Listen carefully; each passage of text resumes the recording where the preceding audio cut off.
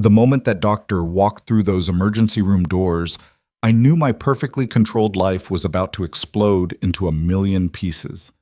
Damien Cross thought he had everything figured out. Billionaire CEO by 32. Tech empire worth 9 figures. A son he'd raised alone for 6 years after the only woman he ever loved vanished without a trace. But when little Noah broke his arm at school and they rushed to the ER that rainy Thursday afternoon, the universe decided to detonate every lie Damien had been living. Because the doctor treating his son? She was the ghost who'd haunted him for 6 years, and she was staring at Noah like she'd just seen her own child. If you want to see how this impossible reunion tears apart everything they thought they knew, stay until the end. Hit that like button and comment what city you're watching from. I want to see how far this story travels. The rain came down in sheets that Thursday afternoon, the kind of downpour that turns Seattle's streets into rivers and makes windshield wipers completely useless. Damien Cross sat in the back of his Mercedes S-Class, phone pressed to his ear, only half listening to his CFO drone on about quarterly projections. Mr. Cross, the Shanghai deal needs your signature by... His phone buzzed with another call. Pinewood Elementary. Damien's stomach dropped. I have to go. He didn't wait for a response before switching lines. This is Damien Cross. Mr. Cross, this is Principal Morrison. There's been an accident. Noah fell during recess and... Is he okay? Damien was already leaning forward, tapping his driver's shoulder. Stevens, Pinewood Elementary. Now. His arm is injured, possibly broken. The school nurse recommends... I'm on my way.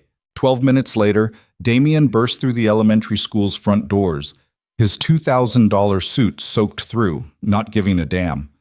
A teacher he didn't recognize led him to the nurse's office, where 6-year-old Noah sat on the examination table, cradling his left arm, tear tracks still visible on his flushed cheeks. Dad! Noah's face crumpled the second he saw him. Damien was across the room in 3 strides, carefully pulling his son against his chest. I've got you, buddy. I've got you. It hurts really bad, Noah whimpered into his father's wet jacket. I know. We're going to fix it. Damien pulled back just enough to examine the arm. Already swelling, definitely broken. He looked at the school nurse. I'm taking him to the hospital. Of course. I've prepared his medical files. Send them to my phone. Damien was already scooping Noah up with his good arm. Come on, champ. Let's get you taken care of.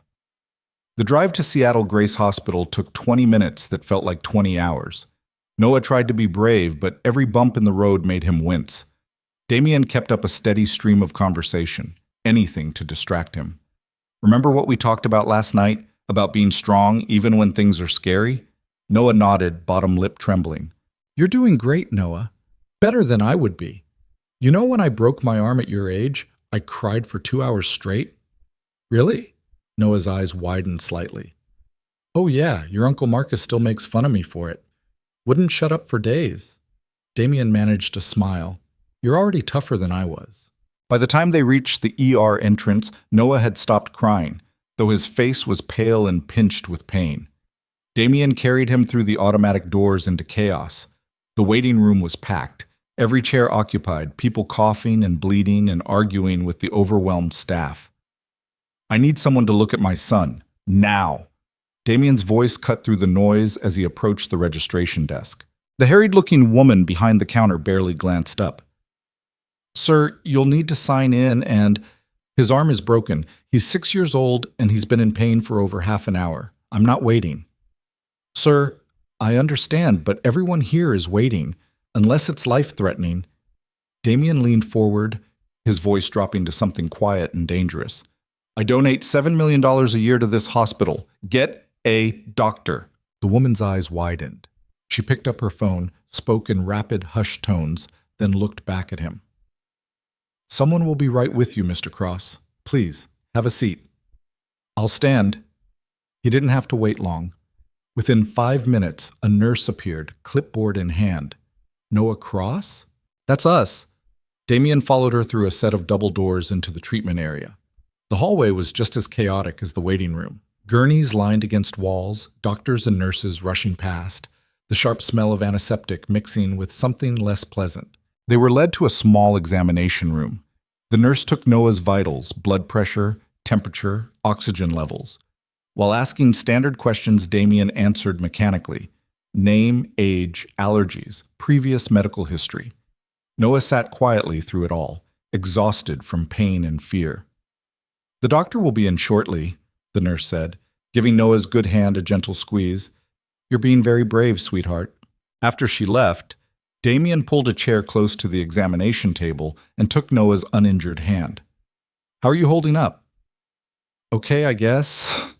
Noah's voice was small. Dad? Yeah, buddy. Am I going to need a cast? Probably, but you know what? All your friends are going to want to sign it. You'll be the coolest kid in first grade. Noah managed a weak smile. Can I get a blue one? Any color you want? They sat in silence for a moment, Noah leaning against his father's shoulder. Damien pressed a kiss to the top of his head, breathing in the familiar scent of his son's shampoo mixed with playground dirt. These moments, when Noah needed him, trusted him completely, were both the best and most terrifying parts of fatherhood. Footsteps approached in the hallway. Damien looked up as the door opened, and his entire world stopped. The woman who walked through that door was supposed to be impossible. She was supposed to be gone, vanished, possibly dead for all Damien had been able to find out 6 years ago when she disappeared from his life like smoke. But there she was, Clara Bennett. She'd frozen in the doorway, one hand still on the handle, her face draining of all color. The medical chart she'd been holding slipped from her fingers and clattered to the floor. For a moment, one crystalline, impossible moment, nobody moved. Nobody breathed. Clara looked different. Older, though she couldn't be more than 29 or 30 now. Her long brown hair was pulled back in a practical ponytail. She wore scrubs instead of the waitress uniform he remembered. A white coat over them with a hospital badge clipped to the pocket. Dr. Clara Bennett, it read. Doctor. Clara had become a doctor. Clara? His voice came out rough, disbelieving. She didn't respond. Couldn't seem to. Her eyes had moved from Damien to Noah, and something in her expression made Damien's blood run cold. She was staring at his son like she was seeing a ghost. Noah, oblivious to the tension crackling through the room, spoke up. Hi, I broke my arm. That simple statement seemed to snap Clara back to herself. She blinked, bent to retrieve the fallen chart, and straightened with visible effort. When she spoke, her voice was professionally neutral, but Damien could hear the tremor underneath. Yes, I see that. She moved into the room, but stayed as far from Damien as the small space allowed. Hello, Noah. I'm Dr. Bennett. Can you tell me what happened? I was on the monkey bars and I fell. Noah held up his injured arm carefully. It really hurts. I'm sure it does. Clara pulled on latex gloves with shaking hands. I'm going to need to examine it, okay? I'll be as gentle as I can, but it might hurt a little bit. Can you be brave for me? I'm already being brave, Noah said with 6-year-old dignity. Dad says I'm braver than he was when he broke his arm. Clara's eyes flicked to Damien for just a second before returning to Noah. I'm sure you are. Okay, let me take a look. Damien watched her work, his mind reeling. 6 years. 6 years he'd searched for her, hired private investigators, called every hospital and morgue and police station in 3 states. 6 years he'd believed she was either dead or had chosen to disappear so completely that she might as well be. And here she was, in Seattle, a doctor, treating his son. His son. Clara was examining Noah's arm with professional competence, asking questions in that calm, gentle voice doctors used with children. But Damien could see the way her hands trembled, could see the careful way she avoided looking directly at him, could see the tears she was blinking back. Okay, Noah, it's definitely broken, Clara said, stepping back. We're going to need to get an X-ray to see exactly where the break is, and then we'll put a cast on it. Sound good? Can it be blue? Noah asked immediately. A ghost of a smile crossed Clara's face. Blue is a great choice. That's what I said. Noah looked triumphant. Clara finally looked at Damien directly. The impact of those brown eyes nearly knocked him backward. He'd spent 6 years trying to forget those eyes, failed miserably every single time. Mr. Cross, I'll need to speak with you for a moment, outside. It wasn't a request. Damien looked at Noah. I'll be right outside, okay, champ? You going to be all right for a minute? Noah nodded bravely, though his eyes were uncertain. Damien followed Clara into the hallway, the door clicking shut behind them. She walked several feet away, putting distance between them and the room before turning to face him. Up close, he could see the changes 6 years had wrought, fine lines around her eyes, a hardness in her expression that hadn't been there before. She'd been soft once, all smiles and laughter and hope. That girl was gone. "What are you doing here?" Claire's voice was barely above a whisper, but it shook with emotion. "My son broke his arm. I brought him to the hospital." "Your son?" She said it like the words hurt. How did you? 6 years ago. Damien kept his voice low, aware of the nurses and doctors passing by. "How long have you been in Seattle?" "That's none of your business." "The hell it isn't? You vanished, Clara. One day you were there and the next—" He cut himself off, running a hand through his damp hair. "I looked for you for months, years. I thought you were dead." "Maybe that would have been easier." Claire's eyes were bright with unshed tears. "For both of us." "Don't say that. Don't ever." Damien took a step closer, and she immediately stepped back. He stopped. "Where did you go?" "Away. As far as I could get." She wrapped her arms around herself. "I can't do this right now. I have a patient to treat." "Noah." "Yes. Noah." Something flickered across her face. He looks like me. I know. Everyone says so." Clara laughed, but it came out broken. Yeah, he does." They stood there in the fluorescent-lit hallway, 6 years of silence stretching between them, neither knowing how to bridge the gap. Finally, Clara squared her shoulders. "I'll arrange for Noah's X-ray and casting. Another doctor can—" "No." Damien's voice was firm. "You. I want you to treat him." "That's not a good idea." "I don't care. You're here. You're a doctor. You're treating my son. Damien." "Please."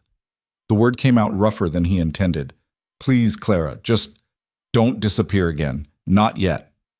She looked at him for a long moment, conflict clear in her expression. Finally, she nodded once, sharply. "Fine. But we're not doing this here. We're not having whatever conversation you think we need to have. I'm going to treat Noah's arm, and then you're going to leave, and we're going to forget this ever happened." "Like hell we are." "I mean it, Damien. I can't." Her voice cracked. "I can't do this with you. Not after everything." Before he could respond, she turned and walked back into the examination room. Damien stood in the hallway, his hands clenched into fists, trying to process the impossible. Clara was alive. Clara was here. And unless he was very much mistaken, she'd looked at Noah like she knew him, like seeing him had broken something inside her. Why? Damien pushed back into the room to find Clara explaining the X-ray process to Noah, her professional mask firmly back in place. She was good with him, Damien noticed. Patient, kind. She made Noah smile when she joked about the X-ray machine being like a very boring video game. 20 minutes later, they were in radiology. Damien stood behind the protective barrier with Clara while a technician positioned Noah's arm. On the monitor, the break was clearly visible, a clean fracture of the radius, mercifully not displaced.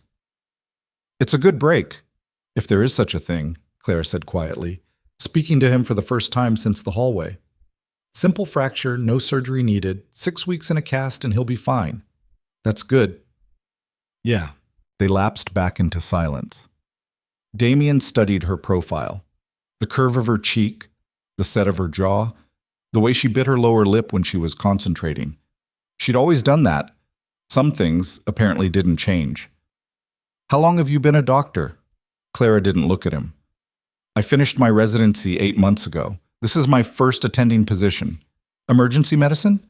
"Pediatric emergency medicine." Of course. Clara had always loved children. He remembered her talking about it during those stolen hours they'd had together 6 years ago, back when she was waiting tables at that diner and dreaming of a different life. Back when he'd been younger, stupider, certain he could have everything he wanted. Back before he'd lost her. The X-ray completed, they moved to a treatment room for the casting. Noah was getting tired, the pain and stress of the afternoon catching up with him. Clara worked efficiently, preparing the casting materials while chatting with Noah about school, his favorite subjects, what he wanted to be when he grew up. "A scientist," Noah said firmly. "Like Dad. He makes computers do cool stuff." "Does he?" Clara's hands faltered for just a second. That does sound cool. He's really smart. He helps me with my homework and everything. I bet he does. Damien watched the exchange, his chest tight. Noah had no idea at all, what kind of bomb had just gone off in his father's life. To him, this was just another doctor in another hospital. He couldn't see the way Clara's hands shook slightly as she applied the casting material. Couldn't hear the way her breathing hitched when Noah smiled up at her. Couldn't possibly understand why his father felt like he was standing on the edge of a cliff. What color did we decide on? Clara asked, holding up several options. Blue. Noah was decisive. Blue it is. She worked in silence for a while, carefully wrapping the fiberglass material around Noah's arm, smoothing it into place. Her movements were practiced, confident. Damien found himself mesmerized by her hands, the same hands that had once held his face, traced patterns on his chest, threaded through his hair. Stop it. Stop thinking about that. But he couldn't. 6 years hadn't been enough to forget her. 6 years of throwing himself into work, building cross technologies from a startup into a billion-dollar empire, raising Noah alone, dating women who meant nothing and never would. 6 years of lying to himself that he'd moved on. One look at Clara and every wall he'd built came crashing down. All done, Clara announced, sitting back. There you go, Noah. One brand new blue cast. Noah examined his arm with interest. Cool. Can people sign it? Absolutely. In fact, I'll start. Clara pulled a marker from her pocket and carefully wrote her name on the cast in neat letters. There. First signature. Noah beamed. Then he looked up at her with those earnest 6-year-old eyes. You're really nice. Are you going to be my doctor forever now? Clara's smile wobbled. I work in the emergency room, so I usually only see kids once. But I'm glad I could help you today. Oh. Noah looked disappointed. Okay. But you did great. So brave. Your dad should be proud. He always is, Noah said matter-of-factly. He says I'm the best thing that ever happened to him. Damien saw Clara's eyes go bright with tears. She turned away quickly, busying herself with cleaning up the casting materials. I need to get you discharge papers and care instructions. Wait here. She was gone before Damien could say anything. He helped Noah down from the examination table, carefully avoiding the still wet cast. How does it feel? Weird, but it doesn't hurt as much now. Good. The doctor did a good job, huh? Yeah, I liked her. Noah leaned against his father. Dad, you look funny. Funny how? I don't know. Your face is different. Damien tried to school his expression into something normal. I'm just tired, buddy. It's been a long day. Clara returned with a folder of papers and a prescription for pain medication. She went through the discharge instructions mechanically. Keep the cast dry. Watch for signs of circulation problems. Follow up with orthopedics in a week. Damien nodded along, not really hearing her. He was trying to figure out how to say what needed to be said, how to keep her from vanishing again. Mr. Cross, do you have any questions? He had about 1,000,000 questions, none of which he could ask in front of Noah. Just one. Can we talk? Privately? Claire's expression shuddered. I don't think that's... Please, 5 minutes. That's all I'm asking. She looked at Noah, then back at Damien, conflict written all over her face. Finally, she nodded. There's a family consultation room down the hall, but I only have a few minutes before my next patient. Damien turned to Noah. Hey, champ, I need to talk to the doctor for just a second about boring adult stuff. Can you be a brave guy and wait right here? Don't move, okay? Okay, Dad. Damien followed Clara out of the room and down the corridor to a small, windowless room with a table and a few chairs, the kind of space where doctors delivered bad news to families. Clara closed the door behind them, but didn't sit down. Neither did Damien. 5 minutes, she said. Where have you been? I told you, away.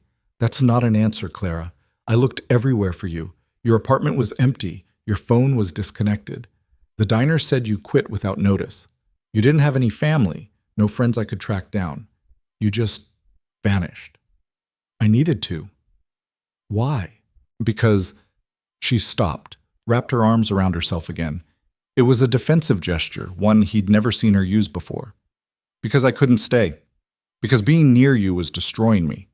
Because I was poor and you were rich, and we both knew it could never work, no matter what we felt. That's bullshit, and you know it. I didn't care about the money. You cared about your father's money, and your inheritance, and the life you were supposed to have. Clara's voice rose slightly. I was the waitress you were slumming with, Damien. We both knew how that story ended. No, I never thought of you that way. Never. Your father did. He made that very clear. Damien went still. What did he say to you? It doesn't matter now. It was 6 years ago. We were different people. Clara, what did my father say to you? She looked at him for a long moment, and he saw the exact instant she decided not to answer. I have to get back to work. Did he pay you to leave? The pieces were clicking together in Damien's head. His father had been furious when he'd found out Damien was seeing Clara, had ranted about gold diggers and inappropriate relationships. And then suddenly, Clara had been gone and his father had been satisfied. Did he give you money to disappear? Damien, answer me. Did my father pay you to leave me? It wasn't like that. Then what was it like? Help me understand why the woman I loved vanished without a word. Why I spent the last 6 years thinking you might be dead. Why I'm standing here right now feeling like I'm losing my mind because you're alive and you're here and you're acting like... He cut himself off, breathing hard. Just tell me the truth. Clara's face crumpled. I can't do this right now. I have patience. I have a life. She stopped abruptly. You have what? She shook her head, tears streaming down her face now. I need you to leave. Please, just take Noah and go and forget you ever saw me. I can't forget you, Clara. I've been trying for 6 years and I can't. You have to. Give me one good reason why. She looked at him, Hishim, and in her eyes he saw pain and regret and something else, something that looked like fear. Because if you don't leave right now, if you keep pushing this, everything is going to fall apart. For both of us. What does that mean? It means go, Damien. Please, just go. She opened the door and walked out before he could stop her. Damien stood in the small room, his hands clenched so tight, his nails dug into his palms.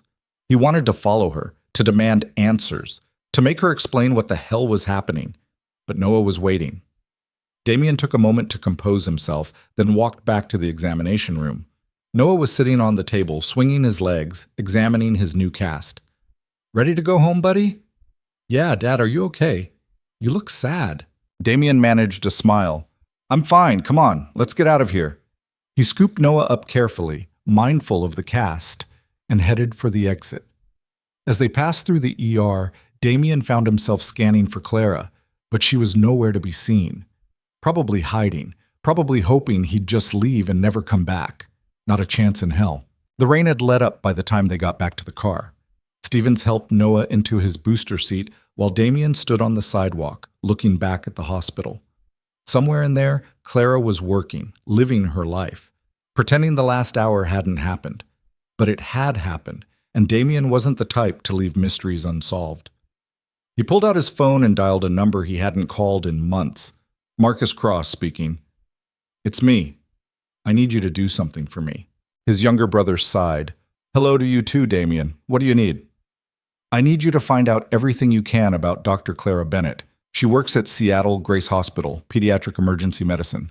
I want to know where she lives, where she's been for the last 6 years, everything. Okay, that's not creepy at all. Who is she? Someone I used to know? Used to know or used to sleep with? Marcus, I'm just trying to gauge the level of stalking you're asking me to commit here. Is this going to come back on me legally? She's not going to press charges. Just find her, please. Marcus was quiet for a moment. This is about the woman who disappeared, isn't it? The one you never talk about. Yes. Shit. Okay. Give me a few hours. Thank you. Damien ended the call and climbed into the car. Noah was chattering about how he couldn't wait to show his cast to his best friend Tyler, completely oblivious to his father's turmoil. As Stevens pulled away from the hospital, Damien made himself a promise. He'd lost Clara once. He'd spent 6 years in the dark, not knowing if she was alive or dead, hating himself for not fighting harder to find her. He wasn't making that mistake again. Whatever secret she was keeping, whatever had driven her away, whatever made her look at Noah like her heart was breaking, he was going to find out. And this time, he wasn't letting her go. Marcus called back 3 hours later, right as Damien was trying to convince Noah that Yes, he still had to take a bath, even with a cast on his arm. I've got an address, Marcus said without preamble, and you're not going to like the rest of it. Damien stepped out of the bathroom, leaving Noah to play with his waterproof toys while keeping his cast propped on the edge of the tub. What do you mean? Clara Bennett, 29 years old. Medical degree from University of Washington, completed her residency at Children's Hospital. Started at Seattle Grace 8 months ago. Marcus paused. She lives in Ravenna, small apartment, pays rent on time, keeps to herself mostly. But here's the thing. What? She's got a kid, Damien. A son, 5 years old. The floor seemed to tilt beneath Damien's feet. He grabbed the wall for support. What? Yeah, kid's name is registered with the school district. She's listed as a single mother, no father on any of the paperwork I could access. The timeline, Marcus trailed off, then spoke carefully. The timeline matches up with when she disappeared. Damien's mind was racing, doing math he didn't want to do. 6 years ago, Clara had vanished. Now she had a 5-year-old son, which meant she'd been pregnant when she left, which meant, send me the address, Damien said hoarsely. Damien, maybe you should think about this before... Send me the address, Marcus. A heavy sigh. I'm texting it now, but seriously, man, maybe don't show up at her door tonight. Give yourself time to process whatever this is. Noted. Thanks for your help. Damien ended the call and stared at his phone as the text came through. An address in Ravenna, not even 30 minutes from his downtown penthouse. She'd been this close for 8 months and he'd never known. Dad, I'm done! Damien shook himself and went back to help Noah out of the tub, wrapping him in a towel and carefully drying around the cast. His hands moved on autopilot while his mind spun in circles. Clara had a son, 5 years old, the same age Noah would be if... No, that was impossible. Noah was his son. He'd been there since the beginning. He'd held him in the hospital the day he was born, cut the umbilical cord, stayed up all night those first terrifying weeks learning how to be a father. Noah's mother had been Rebecca, his ex-girlfriend. They'd broken up before Rebecca discovered she was pregnant, and by the time Noah was born, she'd made it clear she wanted nothing to do with either of them. Damien had full custody. It was all documented, legal, final. But the timing, Dad, you're squeezing too hard, Noah complained. Damien realized he'd been gripping the towel too tightly. Sorry, buddy. Let's get you into pajamas. He got Noah settled in bed, read him 2 chapters of their current book, and sat with him until he drifted off to sleep. Then Damien went to his home office, pulled out a locked drawer, and retrieved the file he kept there. Noah's birth certificate. Rebecca Hartman listed as mother. Damien Cross listed as father. Born at Seattle Presbyterian Hospital on November 3rd, 6 years ago. Damien stared at the document until the words blurred together. He'd never questioned it. Rebecca had been pregnant, she'd had a baby, the baby was his. It made sense. They'd been together, however briefly. The timeline worked. But Rebecca had been cold about the whole thing, emotionally distant even during the pregnancy. She'd handed Noah over the moment he was born and walked away without looking back. Damien had assumed it was postpartum depression, or simply that motherhood wasn't for her. What if it was something else? What if Rebecca hadn't been the mother at all? No. That was insane. He'd seen her pregnant. He'd been at the hospital for the birth. There were records, documents, blood tests. But he'd also thought Clara was gone forever, and she'd been in Seattle for 8 months. Damien pulled out his laptop and started searching. Rebecca Hartman. He hadn't spoken to her in years. She'd signed away all parental rights when Noah was 6 months old and disappeared from their lives. He'd heard she'd moved to California, but beyond that, nothing. An hour of searching turned up a Facebook profile that hadn't been updated in 3 years. A LinkedIn showing she worked in marketing in San Diego. No mentions of a child, no baby pictures, no evidence she'd ever been a mother at all, which wasn't necessarily suspicious. Plenty of women chose not to broadcast that kind of information online. But combined with everything else, Damien closed his laptop and scrubbed his hands over his face. He was losing his mind. Building conspiracy theories out of coincidences and timing. Or was he? His phone buzzed, a text from an unknown number. Stop looking into my life, please. I'm asking you as someone who used to matter to you. Just let this go. Clara. Had to be. Damien typed back immediately. We need to talk, face to face. 3 dots appeared, then disappeared, then appeared again. Finally, no. Then I'll come to you.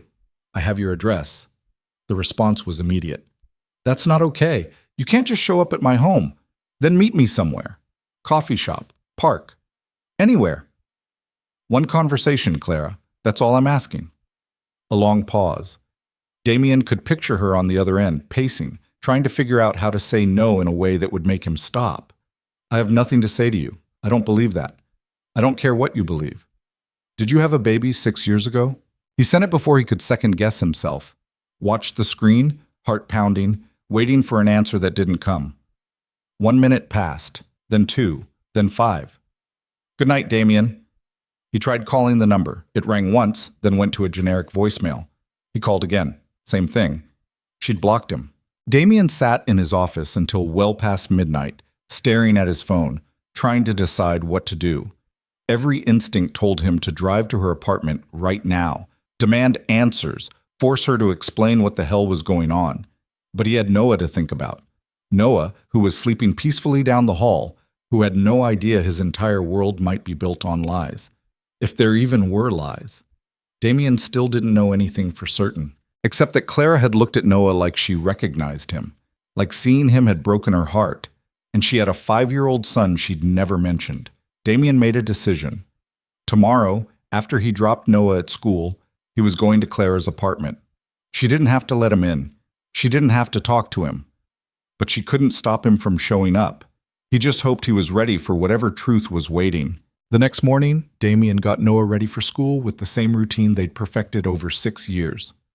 Breakfast, scrambled eggs and toast, clothes. Noah insisted on wearing his favorite dinosaur shirt even though it was getting too small. Backpack check. Homework, lunch, water bottle.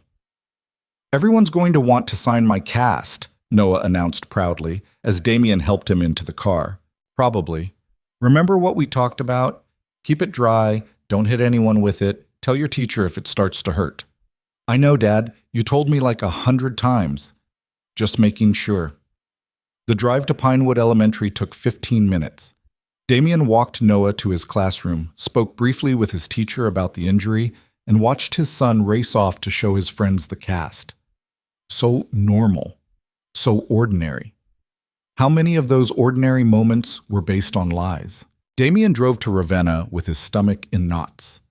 The neighborhood was older, working class, full of small apartment buildings and houses that had seen better days. Claire's address led him to a 3-story building that looked like it had been built in the 70s and hadn't been updated since. He sat in his car for a full 5 minutes, trying to figure out what to say. How did you ask someone if your entire life was a lie?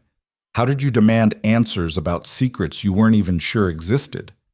Finally, he got out of the car and climbed the stairs to the 2nd floor. Apartment 2C. There was a small wreath on the door and a welcome mat that said Home Sweet Home in faded letters.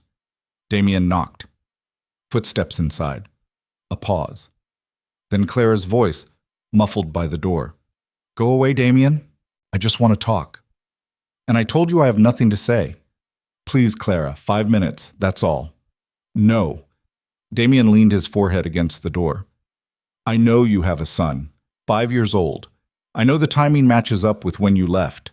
I know you looked at Noah yesterday like you were seeing someone you knew. He paused. I need you to tell me I'm wrong. I need you to tell me I'm crazy and there's a perfectly reasonable explanation for all of this. Silence. Clara, please. More silence. Then, so quietly he almost didn't hear it, you should have stayed away. The door opened. Clara stood there in jeans and an old sweater, her hair loose around her shoulders, looking exhausted. Behind her, Damien could see a small living room, worn furniture, toys scattered on the floor, children's drawings taped to the walls. You have 60 seconds, she said. Then I'm closing this door and calling the police if you don't leave. Where's your son? At school, where yours should be. I dropped him off already. Damien gestured to the apartment. Can I come in? No? Clara, cool? You want answers? Fine. Yes, I have a son. Yes, he's 5. No, it's none of your business. Are we done? Who's the father? Her jaw tightened. Not you. Then why do you look terrified right now? I'm not terrified. I'm angry. You don't get to show up at my home and demand information about my life. We're not together, Damien. We haven't been for 6 years. You don't have rights to my personal information. I have rights to the truth. The truth? Clara laughed bitterly. You want the truth? The truth is you were a spoiled rich kid slumming with the poor waitress. And when reality hit, you chose your trust fund over me. That's the truth. That's all there is. That's not what happened, and you know it. Then what happened, Damien? Enlighten me. Because from where I was standing, your father showed up at my apartment, told me you were engaged to someone appropriate, and offered me money to disappear. And you never came looking. So you tell me, what really happened? Damien felt like he'd been punched in the gut. I was engaged? Clara faltered. What? You just said I was engaged to someone else. I've never been engaged, Clara. The only woman I ever thought about marrying was you. They stared at each other. Clara's face had gone pale. Your father said... She stopped, pressed her fingers to her temples. He said you were marrying Rebecca Hartman, that it was all arranged, family connections, the right match. He showed me pictures of you two together. Rebecca and I dated for 3 months. It was casual. We broke up before you and I ever met. Damien's mind was racing. When exactly did my father talk to you? A week before I left. He came to my apartment, told me you'd been using me, that you'd never actually... She cut herself off. It doesn't matter now. It matters to me. Clara, what else did he say? She shook her head, tears spilling over. I can't do this. I can't relive this with you standing in my hallway. Please just go. Not until you tell me about your son. He's mine. That's all you need to know. What's his name? Clara's composure cracked. Stop it. Just tell me his name. Why? What difference does it make? Because I think... Damien stopped, the words stuck in his throat. I think there's a chance Noah isn't who I think he is. Clara went completely still. What are you talking about? Rebecca, Noah's mother. She was pregnant 6 years ago, had a baby, gave him to me, and disappeared. I never questioned it. But yesterday, when you looked at Noah, you looked like you were seeing your own child. And now I find out you have a 5-year-old son you've been raising alone, and the timing matches perfectly with when you left, and I... He stopped, breathing hard. I need you to tell me I'm crazy. I need you to tell me there's no connection. Clara had wrapped her arms around herself, trembling. You need to leave. Did you have my baby, Clara? Did you have our baby and someone convinced you to give him up? Stop. Because that's the only thing that makes sense. That's the only explanation for why my father would have lied to you about Rebecca, why he would have paid you to disappear. He found out you were pregnant, and he... Stop! Clara's shout echoed in the hallway. She was crying openly now, her whole body shaking. Please, just stop. You don't understand. You can't understand. Then help me understand. For a long moment, she just stood there, tears streaming down her face. Then, in a voice so broken it nearly killed him. I had twins, Damien. I had twin boys, and I gave one of them away because your father convinced me I couldn't keep them both, that I'd destroy their lives if I tried. So I picked. I chose one and let the other go, and I've lived with that choice every single day for 6 years. The world tilted sideways. Damien grabbed the doorframe to keep from falling. What? Twins, Clara whispered. Noah and Eli. Identical twins. Born November 3rd at Seattle Presbyterian Hospital. And I gave Noah to you because your father promised me he'd have a better life, and I kept Eli because I couldn't let them both go, and I've hated myself ever since. Damien couldn't breathe, couldn't think. The implications were crashing over him in waves. Noah had a twin brother. Noah's mother wasn't Rebecca, it was Clara. His father had orchestrated the entire thing. How? The word came out strangled. How did he even... Rebecca was his assistant's daughter. Your father knew her family. When he found out I was pregnant, he came up with a plan. Rebecca would pretend to be pregnant. I'd hide away until the birth, and then we'd each take one baby. You'd never know I was the mother. You'd think Rebecca had given you a son and then walked away. And I'd disappear with Eli and never contact you again. And you agreed to this? Damien couldn't keep the anger out of his voice. You just went along with it? I was 23 years old, pregnant, and terrified, Clara shot back. Your father told me you didn't want me, that you'd deny the babies were yours. that he'd make sure I never saw a penny of support. He said if I fought him, he'd use his money and connections to take both babies away from me in court. He gave me a choice: walk away with nothing or take one son and enough money to finish medical school. What the hell was I supposed to do? You were supposed to tell me. You were supposed to come to me, and you weren't there. You'd already moved on, or at least that's what your father told me. And I believed him because you'd been pulling away for weeks before he showed up. You stopped answering my calls as much. You canceled dates. I thought— Her voice broke. I thought you'd gotten bored with the poor girl and were ready to go back to your real life. I was pulling away because my father was pressuring me about the business. He wanted me to take over Cross Technologies, and he knew I was distracted. But I never stopped— Damien cut himself off, running his hands through his hair. I never stopped loving you, Clara. Not once. Not ever. They stood there in the hallway, 6 years of lies and manipulation crumbling between them. Finally, Clara stepped back. You should meet him, she said quietly. Eli, you should meet your other son.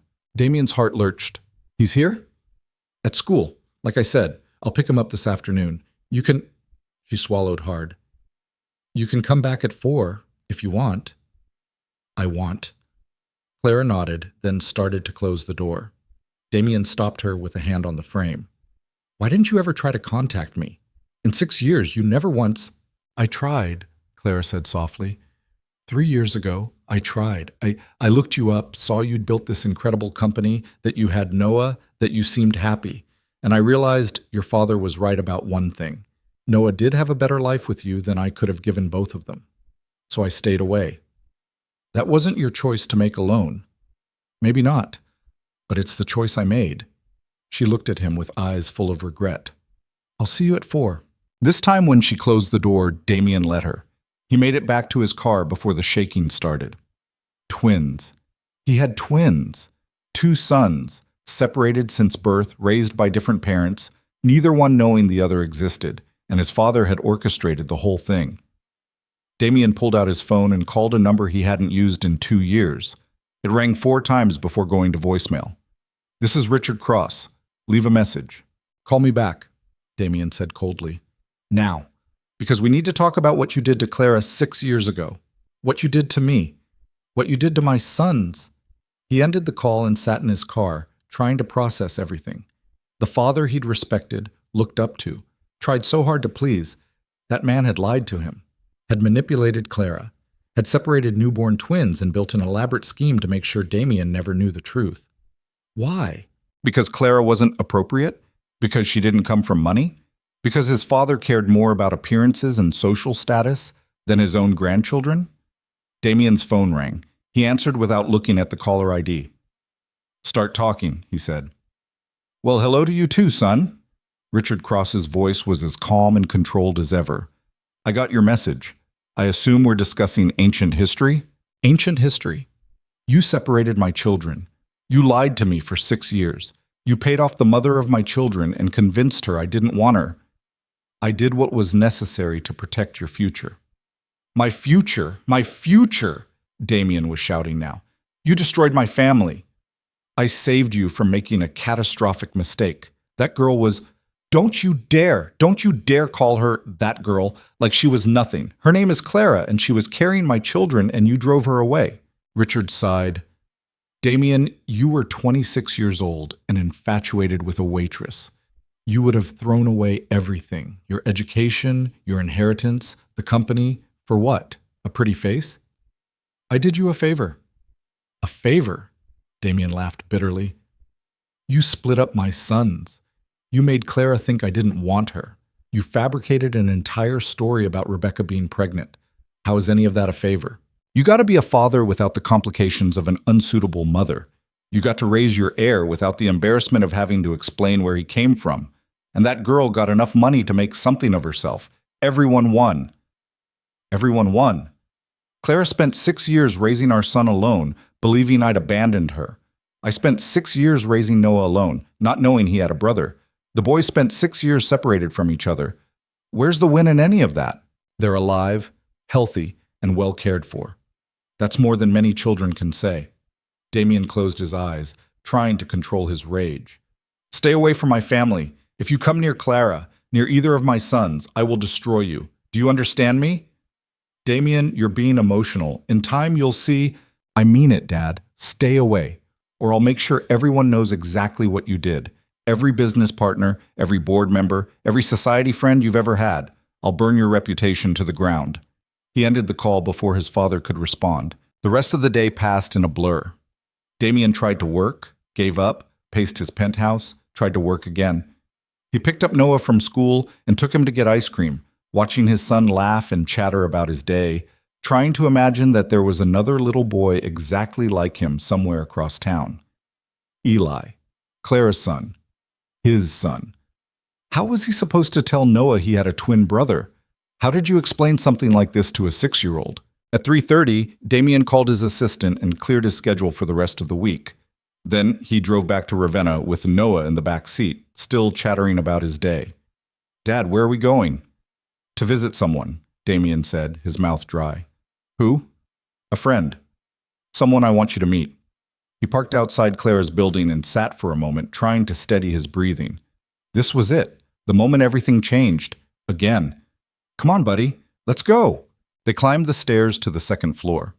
Damien knocked on apartment 2C, Noah bouncing impatiently beside him. Clara opened the door. She'd changed into a nicer shirt, pulled her hair back, put on a little makeup like she was preparing for something important. Behind her, Damien could see another little boy sitting on the couch. A little boy who looked exactly like Noah. Noah saw him at the same moment. His eyes went wide. Dad, why is there another me? Eli had spotted Noah too. He stood up slowly, staring. Why does he look like me? Noah asked, his voice climbing higher. Dad, why? It's okay, buddy. Come inside. We need to talk about something important. Damien met Clara's eyes over Noah's head. She looked terrified. He probably didn't look much better. Together they stepped into the apartment where both their sons stood frozen, staring at each other like they were seeing a mirror come to life. This was going to change everything. The silence in Clara's small living room felt like it could shatter glass. Both boys stood frozen, staring at each other with identical expressions of confusion and wonder. Noah's mouth had fallen open. Eli's hands were clenched at his sides. Mom? Eli's voice was small, uncertain. Why does that boy look exactly like me? Clara knelt down beside him, her hands shaking as she placed them on his shoulders. Sweetheart, remember how we talked about how sometimes people have questions that are hard to answer? This isn't a hard question, Noah interrupted, his voice rising. This is a weird question. Dad, what's happening? Damien crouched down to Noah's eye level, trying to figure out how to explain something he barely understood himself. Okay, so this is going to sound strange, but I need you to listen carefully, all right? Is he my clone? Noah asked, still staring at Eli. Like in Star Wars? No, not a clone. He's... Damien glanced at Clara, who looked like she might throw up. He's your brother. I don't have a brother. You do. You have a twin brother. This is Eli. Noah's face scrunched up in confusion. But twins are born together, at the same time, from the same mom. That's right.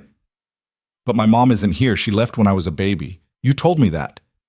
Damien felt his chest tighten. I was wrong about some things, Noah.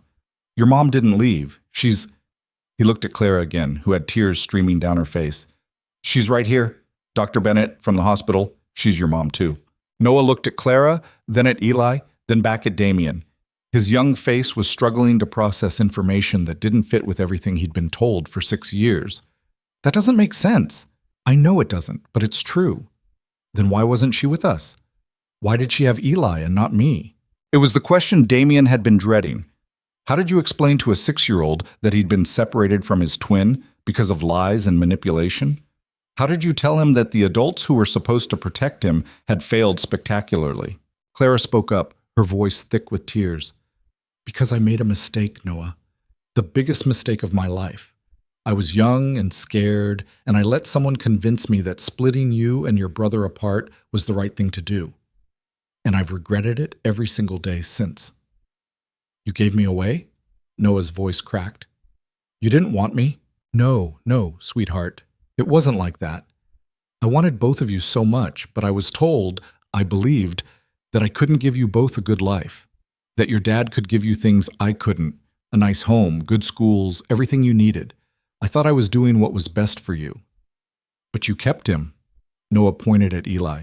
You kept my brother, but you didn't keep me. Clara's face crumpled. I had to choose. They made me choose, and I picked wrong. I should have fought harder. I should have never let you go. Noah turned to Damien, his eyes bright with tears and anger. Did you know? Did you know about him? Nobody. I found out yesterday. When we went to the hospital and I saw Dr. Bennett, your mom, I started to figure it out. But I didn't know for sure until this morning. So you lied to me too. You said my mom left. You said she didn't want to be a mom. I thought that was true. I was lied to as well. By my father. Your grandfather. He told me a different woman was your mother.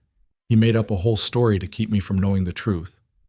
Noah shook his head, tears spilling over. This is stupid. This is all stupid. I want to go home. Noah. I want to go home, Noah shouted, and then he was running for the door. Damien caught him before he could reach it, pulling him into a hug even as Noah struggled against him. I know you're angry. I know this is scary and confusing and you don't understand, but running away won't fix it. Let me go. I don't want to be here. I'm not letting you go anywhere, Noah. I'm right here. I'm not leaving you. Noah fought for another minute before collapsing against his father's chest, sobbing. Damien held him tight, looking over his head at Clara and Eli. Clara was crying openly now, one hand pressed to her mouth. Eli had moved closer to her, his small body pressed against her side, looking frightened. Is he mad at me? Eli asked quietly. He's not mad at you, baby, Clara whispered, stroking his hair. He's just confused and hurt, just like you are. I'm not confused, Eli said. I always knew I had a brother. You told me. Damien's head snapped up. What? Clara wouldn't meet his eyes. I told Eli about Noah when he was 4. I showed him pictures. I couldn't let him grow up not knowing he had a twin somewhere. You showed him pictures of my son? Our son. And yes, I couldn't lie to him about it. He deserved to know. But I didn't, Noah said bitterly, pulling away from Damien. I didn't deserve to know I had a brother or a mom or anything. That's not fair, Noah, Damien said gently. I didn't know. If I'd known, I would have told you. I would have done everything differently. Noah wiped his eyes with the back of his hand, his cast making the movement awkward. He looked at Eli again, this time with more curiosity than anger. You knew about me. Eli nodded. Mom said you lived with our dad and you were really smart and good at school. She said you looked just like me. She was right about that. Noah took a tentative step closer. Do you like dinosaurs? Yeah, my favorite is the Triceratops. Mine too. Noah's face brightened slightly. Do you have the blue one with the moving head? No, but I have the green one that roars. That's cool. I have the blue one at home. Maybe you could come see it sometime. Just like that, the tension between the boys cracked. They were 6 years old. 6 years old and identical, and apparently both obsessed with dinosaurs. The adult complications didn't matter as much in the face of finding someone exactly like them. Damien and Clara exchanged glances. She looked exhausted, wrung out from emotion. He probably looked the same. Can I show him my room? Eli asked Clara. Yes. Okay. But stay where I can see you. The boys ran off to Eli's bedroom, and suddenly Damien and Clara were alone in the living room. The silence felt heavy. I'm sorry, Clara said finally. I'm so sorry. I should have tried harder to find you. I should have told you the truth years ago. My father convinced you I didn't want you. That's not your fault. But I believed him. I should have known better. I should have trusted what we had. We were kids, Clara. Barely in our 20s. He was a master manipulator with unlimited resources. You did the best you could. I gave away my son. Her voice broke on the words. I gave away our son because I was scared and broke and stupid. That's not doing the best I could. That's failing in the worst possible way. Damien moved closer but didn't touch her. He wasn't sure he had the right. You finished medical school. You became a doctor. You've given Eli a good life from what I can see. A good life in a cramped apartment with secondhand furniture and a mother who cries every year on their birthday because she's only celebrating with half her children. Clara laughed bitterly. Yeah, great life. He seems happy, adjusted. You did that. And Noah? Is he happy? Most of the time. He has nightmares sometimes, asks about his mother occasionally. I've always told him she loved him, but couldn't stay. I thought I was being kind. Turns out I was just perpetuating another lie. They could hear the boys talking in the other room, voices rising in excitement over some shared discovery. At least something good was coming from this disaster. What happens now? Clara asked. Do we just split custody? Trade weekends? How does this even work? I don't know. I've never had to co-parent before. Neither have I. I've just been solo parenting for 6 years. Well, you're not solo anymore. Like it or not, we're in this together now. Clara looked at him, really looked at him, for the first time since he'd arrived. I don't hate you, Damien. I want you to know that. I was angry for a long time, but I never hated you. I spent 6 years missing you, wondering what happened, trying to convince myself to move on and failing every single time. You could have had anyone. Billionaire tech genius, handsome, successful. I'm sure women were lining up. I didn't want anyone else. I wanted the girl who made me laugh, who called me on my bullshit, who made me want to be better than I was. I wanted you. Clara's eyes filled with fresh tears. Please don't do this. Do what? Make me believe we could have worked, that I didn't ruin everything by leaving. You didn't leave, Clara. You were driven away. There's a difference. Before she could respond, both boys came running back into the living room. Mom, can Noah stay for dinner? Eli asked. Please, we're building a city with my blocks and we're not done yet. Clara looked at Damien, uncertainty written across her face. He could see the question in her eyes. Was this moving too fast? Should they slow down, give everyone time to adjust? But Noah was looking up at him with the first genuine smile he'd had since this whole mess started, and Damien couldn't bring himself to disappoint him. If it's okay with your mom, it's okay with me, Damien said. Clara nodded slowly. Okay, yes, dinner. I'll make something. The next 2 hours were surreal. Clara cooked spaghetti and meatballs while Damien sat at her small kitchen table, watching the boys play in the living room. They looked like mirror images, right down to the way they concentrated when building with blocks, tongues sticking out slightly. This is bizarre, Clara said quietly, stirring the sauce. Having you in my kitchen, both boys in the same room. It's like an alternate universe. Tell me about it. This morning I woke up thinking I had one son and a dead ex who'd abandoned us. Now I have twins, and their mother is standing 3 feet away making dinner. I'm not a very good cook, by the way. Fair warning. Neither am I. Noah and I live on takeout and frozen pizza most nights. Eli, too. I work long shifts at the hospital. Cooking elaborate meals doesn't really fit the schedule. They fell into silence again, but it was more comfortable this time. Domestic, almost. Like they were a normal separated couple coordinating about their kids, not two people whose lives had been blown apart by secrets and lies.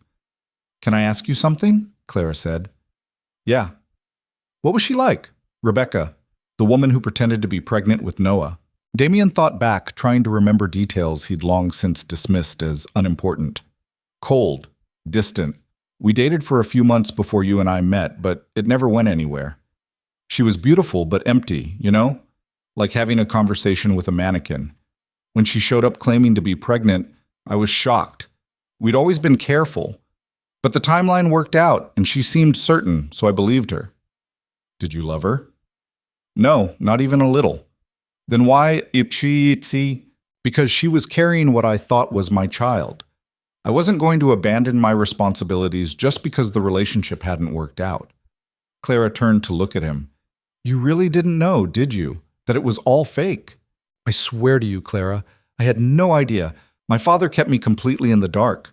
Rebecca showed up with ultrasound pictures, probably doctored or from someone else. She wore maternity clothes. She went to doctor's appointments and came back with updates. Then when it was time, she checked into the hospital, and I met her there. I was in the waiting room when they told me I had a son. Damien's jaw clenched. I never questioned it, never thought to verify with actual medical records. I just trusted that the baby they handed me was mine. He is yours. He's ours. But I didn't know that. For 6 years I've been telling Noah his mother didn't want him, and all this time you were across town raising his brother, probably telling Eli the same thing about me. No, Clara said quickly. No, I never told Eli you didn't want him. I told him you didn't know about him, that his grandfather had made it impossible for us to be together. I didn't want him growing up thinking his father had abandoned him. But you let him think I chose Noah over him. Claire's face crumpled. What else was I supposed to say? The truth was too complicated for a 4-year-old to understand.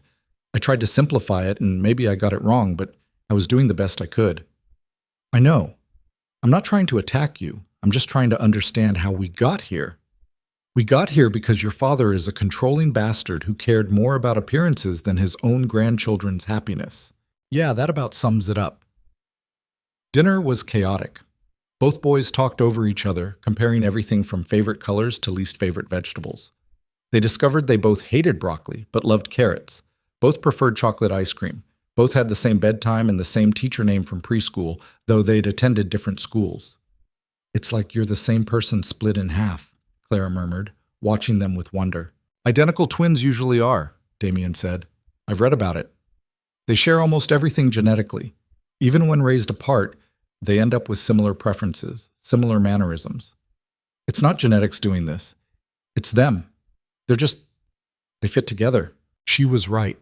Despite being strangers 2 hours ago, Noah and Eli had fallen into an easy rhythm. They finished each other's sentences. They laughed at the same things. When one reached for the salt, the other automatically moved it closer. After dinner, Damien checked his watch. 7:30. Noah's normal bedtime was 8. We should probably head out soon, he said reluctantly. No, both boys shouted in unison. Can't Eli come home with us? Noah asked. Please, Dad, just for tonight? That's not... Damien looked at Clara. That's something we'd need to discuss with your mom. Eli was already pulling on Clara's sleeve. Can I, Mom? Please? I want to see Noah's dinosaurs and his room and his house, please, please, please. Clara looked overwhelmed.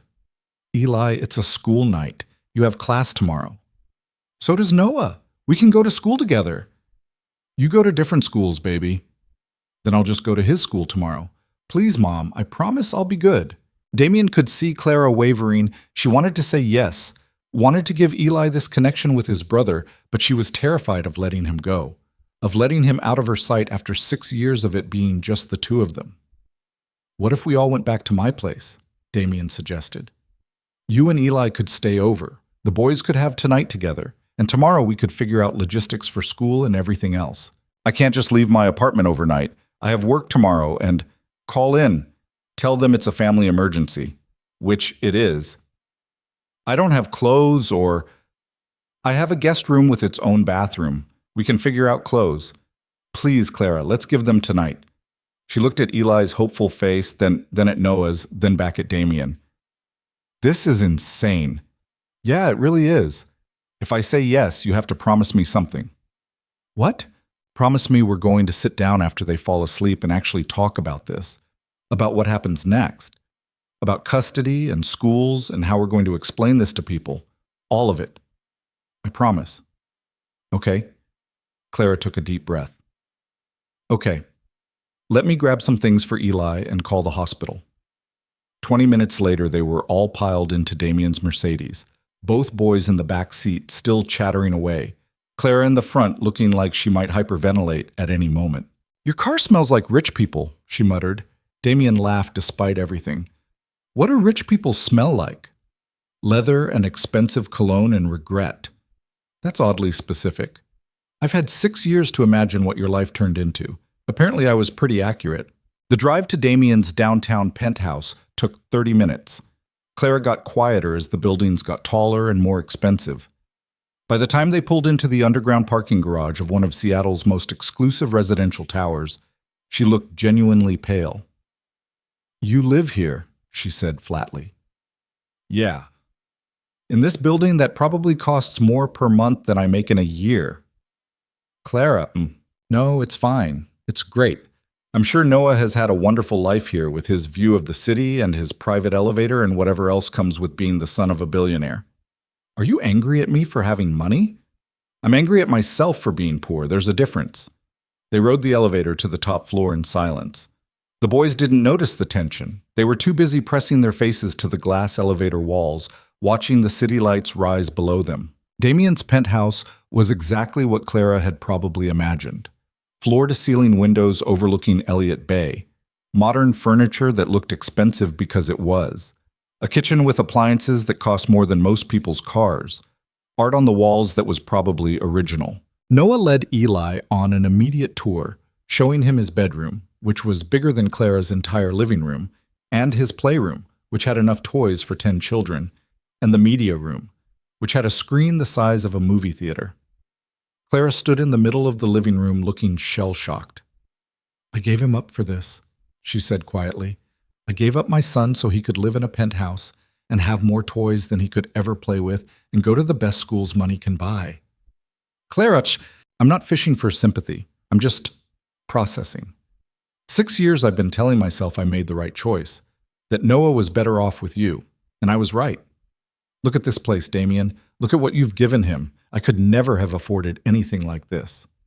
"Money isn't everything," says the billionaire, says the guy who would trade all of it to have had these 6 years with both my sons, to have had you in my life, to have not missed half of their childhood because my father thought social status was more important than family. Clara's eyes filled with tears again. "I've cried more in the last 24 hours than I have in years." "Same. This is such a mess." "Yeah." They stood there in awkward silence until both boys came running back, demanding snacks and drinks and wanting to watch a movie together. Damien set them up in the media room with popcorn and juice boxes, then joined Clara in the kitchen. She was standing at the window, staring out at the city lights. "You promised we'd talk," she said without turning around. "I did. So let's talk. What happens now? Do we tell people the truth? Do we keep it secret? Do we just pretend this is a normal custody arrangement?" "I think we tell the truth, or at least a version of it. We were together 6 years ago. You got pregnant with twins, circumstances separated us, and now we're figuring out how to co-parent. People are going to have questions, lots of questions. Let them ask. We don't owe anyone explanations. What about your father? He's not going to just accept this quietly. My father can rot in hell for all I care. I meant what I said. He's never seen the boys again. Not after what he did." Clara turned to face him. "He's still their grandfather. He gave up that right when he separated them at birth, when he lied to both of us, when he manipulated a scared 23-year-old into giving up her baby." Damien's voice was hard. "He doesn't get to be grandfather. He doesn't get to be anything. What if he fights you? What if he tries to claim some kind of grandparent's rights? Let him try. I'll destroy him in court. I have more money than he does now, more connections, more power. If he wants a war, he'll lose. I don't want the boys caught in the middle of that." "They won't be. I'll make sure of it." Clara wrapped her arms around herself. "I'm scared, Damien. I'm terrified that I'm going to lose Eli the same way I lost Noah, that you're going to realize I'm not good enough to be their mother and you're going to take him away." "That's not going to happen." "How do you know?" "Because I'm not my father. Because I know what it's like to be lied to and manipulated, and I would never do that to you. Or to them." He moved closer, close enough to touch if he wanted to. "You're their mother, Clara, both of them. Nothing is going to change that." She looked up at him, searching his face for something. "Do you hate me? For giving Noah to you? For keeping Eli from you?" "No, I could never hate you." "You should. I deserve it." "What you deserve is compassion. You were put in an impossible situation by someone who should have protected you. You made the best choice you could with the information you had. That's not something to hate. That's something to forgive." "I don't know if I can forgive myself." "Then let me forgive you. Let the boys forgive you. And maybe eventually you'll be able to forgive yourself too." Before Clara could respond, Noah appeared in the doorway. "Dad?" Eli fell asleep on the couch. "Should we wake him up?" Damien checked his watch. Almost 9. Past both boys' bedtimes. "No, let him sleep. I'll carry him to the guest room." He found Eli curled up on the sectional, one hand tucked under his cheek, looking exactly like Noah did when he slept. Damien carefully scooped him up, startled by how light he was, how small. This was his son. His son he'd never held before, never rocked to sleep, never comforted after a nightmare. 6 years. He'd missed 6 years of this. Clara led the way to the guest room, pulling back the covers so Damien could lay Eli down. The little boy stirred but didn't wake, just mumbled something about dinosaurs and settled deeper into the pillow. "He looks so peaceful," Clara whispered. "They both do when they sleep. All the chaos just melts away." They stood there for a moment, watching Eli sleep, before Clara gently ushered Damien out and closed the door part way. Noah was already in his own room, changed into pajamas and climbing into bed. "Is Eli really staying all night?" "He really is," Damien confirmed, tucking the covers around him. "And he's really my brother, my twin. He really is." "That's so cool," Noah yawned. "Dad? Yeah, buddy? I'm glad we found him, even though I'm still mad about the lying and stuff." "Me too, on both counts. Do you think things will be different now?" Damien thought about how to answer that. Everything was already different. Their family had doubled in size overnight. The woman he'd never stopped loving was sleeping down the hall. His father had been exposed as a monster. Nothing would ever be the same again. "Yeah," he said finally. "I think things are going to be very different. But maybe different can be good." "Maybe," Noah agreed sleepily. "Night, Dad." "Night, champ." Damien found Clara in the living room, curled up in one of his armchairs, looking small and exhausted. "Noah's asleep," he reported. "So is Eli. Do you want something to drink? Coffee? Wine? Water?" "Wine sounds good. It's been that kind of day." Damien poured them each a glass of red and sat on the couch across from her. They sipped in silence for a while, processing. "What are you thinking?" Damien asked finally. "I'm thinking that 24 hours ago, my biggest problem was covering an extra shift in the ER. Now I'm sitting in a penthouse drinking wine with the father of my children, trying to figure out how to blend two families that should never have been separated in the first place. When you put it that way, it sounds insane.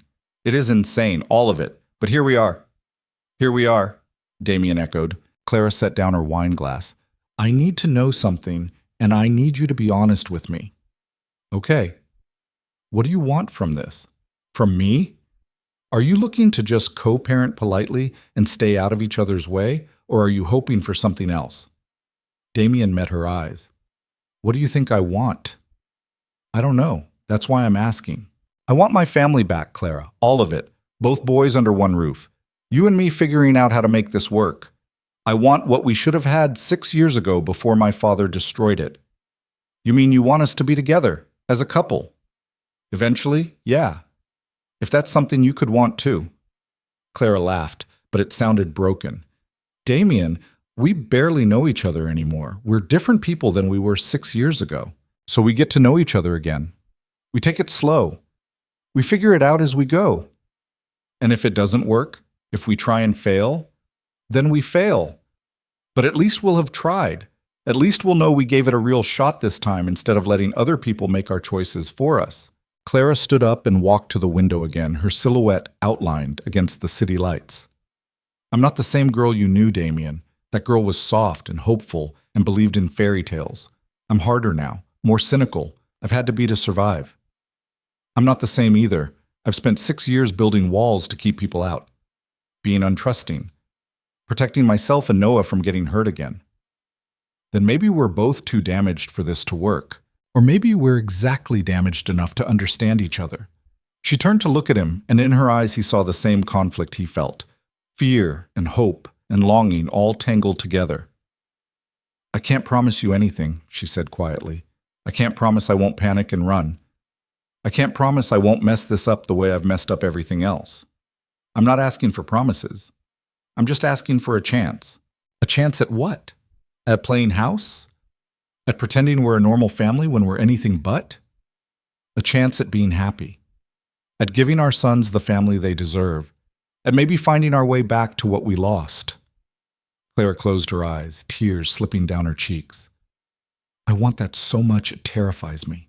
Damien stood and crossed to her, stopping just close enough that he could feel her warmth, but still giving her space to move away if she wanted. "Then be terrified. But be terrified with me, not alone." She looked up at him, and for a moment he thought she might kiss him, thought she might close the distance between them and let herself fall. Instead, she stepped back. "Not yet," she whispered. "I need time. We need time. This is all too fast and too much, and I can't jump into something when I'm still trying to keep my head above water." Damien nodded, trying to hide his disappointment. Okay, we'll take it slow. Thank you. They stood there in awkward silence until Clara yawned despite herself. You should sleep, Damien said. The guest room has everything you need, fresh towels in the bathroom, extra toiletries in the cabinet. What about tomorrow? School and work and all the logistics? We'll figure it out in the morning. For tonight, let's just sleep. Clara nodded and started toward the guest room, then paused. Damien? Yeah. Thank you for not hating me, for understanding, for giving me another chance even though I don't deserve it. You deserve it more than you know. She gave him a small, sad smile and disappeared down the hallway. Damien stood in his living room for a long time after, staring out at the city, trying to process everything that had happened in the span of 2 days. His sons were both asleep under his roof for the first time in their lives. The woman he'd never stopped loving was sleeping down the hall. His father had been exposed as a liar and manipulator. And somewhere in the middle of all this chaos, Damien had to figure out how to build a family from broken pieces. He just hoped he was strong enough to pull it off. Morning came too early and with far too much noise. Damien woke to the sound of children laughing, not one child, but two, and for a disoriented moment couldn't remember why there were 2 sets of feet running down his hallway. Then everything from the previous 2 days came crashing back. He found both boys in the kitchen, already awake, and apparently attempting to make breakfast. Cereal covered the counter. Milk had been spilled and hastily wiped up with what looked like an entire roll of paper towels. Noah was standing on a chair trying to reach the cabinet where Damien kept the bowls, while Eli held the cereal box like he was waiting for instructions. Morning, Dad, Noah said cheerfully. We're making breakfast. I can see that. Damien surveyed the damage with resignation. Where's your mom, Eli? Still sleeping. We tried to be quiet, but... Eli gestured at the mess. It got kind of loud. Yeah, I noticed. Okay, get down from there, Noah, before you fall and break your other arm. I'll get the bowls. He set the boys up at the kitchen island with cereal and juice, then started cleaning up the mess they'd made. He was wiping down the counter when Clara emerged from the guest room, looking rumpled and half asleep. She'd slept in her clothes from yesterday, her hair was a mess, and she had pillow creases on her face. Damien thought she'd never looked more beautiful. Coffee, she mumbled. Please tell me you have coffee. Cabinet above the espresso machine. Cups are to the left. Clara made herself a cup with the efficiency of someone who lived on caffeine, then leaned against the counter and watched the boys eat. They're already best friends.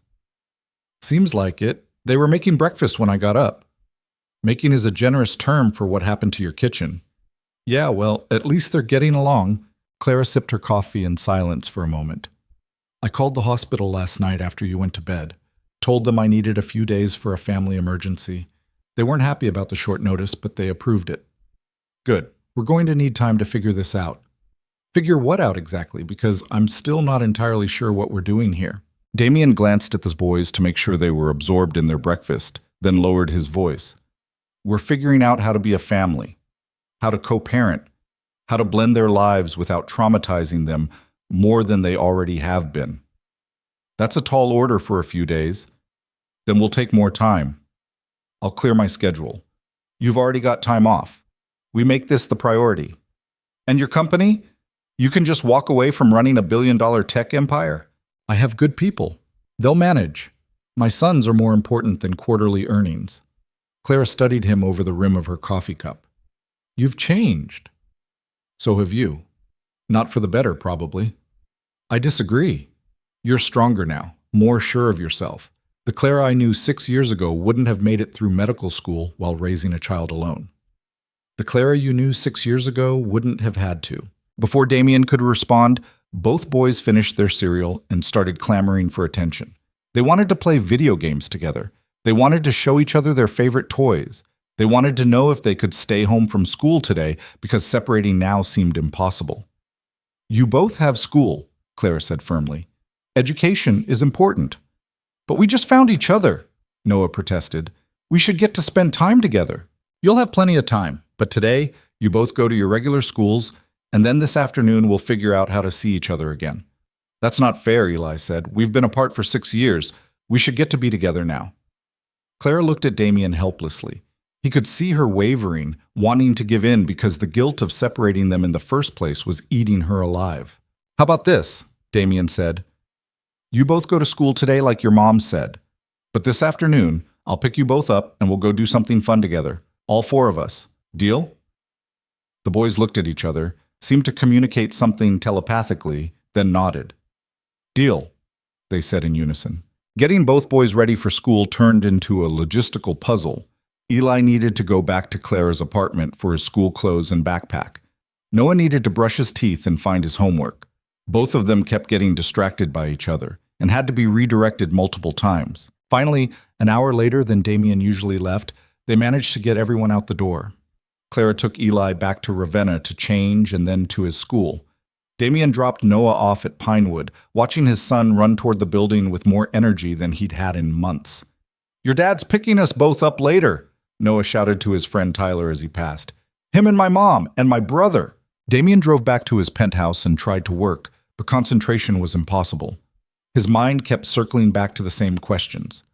How were they going to make this work? How did you blend two separate households when the children involved were twins who'd been separated since birth? How did you co-parent with someone you still had feelings for, but who needed space and time? His phone rang. "Marcus, please tell me you haven't done anything illegal yet," his brother said by way of greeting. "Good morning to you too. Damien, I'm serious. I've been up all night thinking about the situation you described, and there are about 100 ways this could go sideways legally. You need to talk to a lawyer before—" "I don't need a lawyer. I need to figure out how to be a father to both my sons." "You need both. Clara could decide she wants full custody of Noah since she's his biological mother.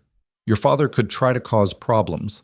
There are custody issues, legitimacy questions, the fact that your son's birth certificate lists a different mother. I know all that, Marcus. I'm aware of the complications."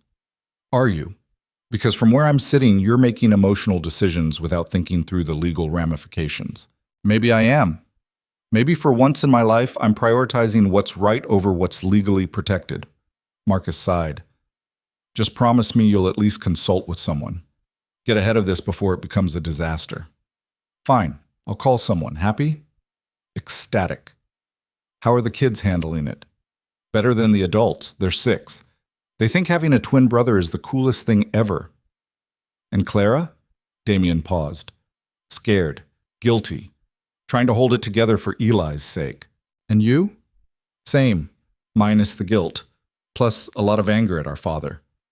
Speaking of which, he's been calling me.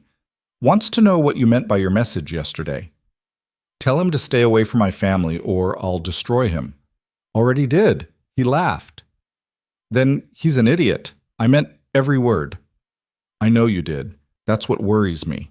They talked for a few more minutes before Damien ended the call and reluctantly dialed his attorney. The conversation was exactly as complicated as Marcus had predicted. Yes, there were issues with Noah's birth certificate. Yes, Clara could theoretically fight for custody. Yes, Richard Cross could cause problems if he wanted to. "But here's the thing," Damien's attorney said. "If both you and Ms. Bennett are in agreement about how to proceed, if you're willing to work together instead of fighting each other, most of these issues become manageable. It's only if one of you decides to make this adversarial that things get ugly. We're not going to fight each other." "Good. Then my advice is this. Sit down together and work out a custody arrangement you both can live with. Get it in writing, make it official through the courts, amend Noah's birth certificate to reflect the correct parentage, and for the love of all that's holy, keep your father out of it. Trust me, he's already out." Damien spent the rest of the morning making arrangements. He called Noah's school and explained vaguely that there had been a family development and Noah had recently been reunited with his twin brother. He called Eli's school and introduced himself as Eli's father. Both schools were confused but accommodating. At 2:30, he drove to Pinewood Elementary to pick up Noah.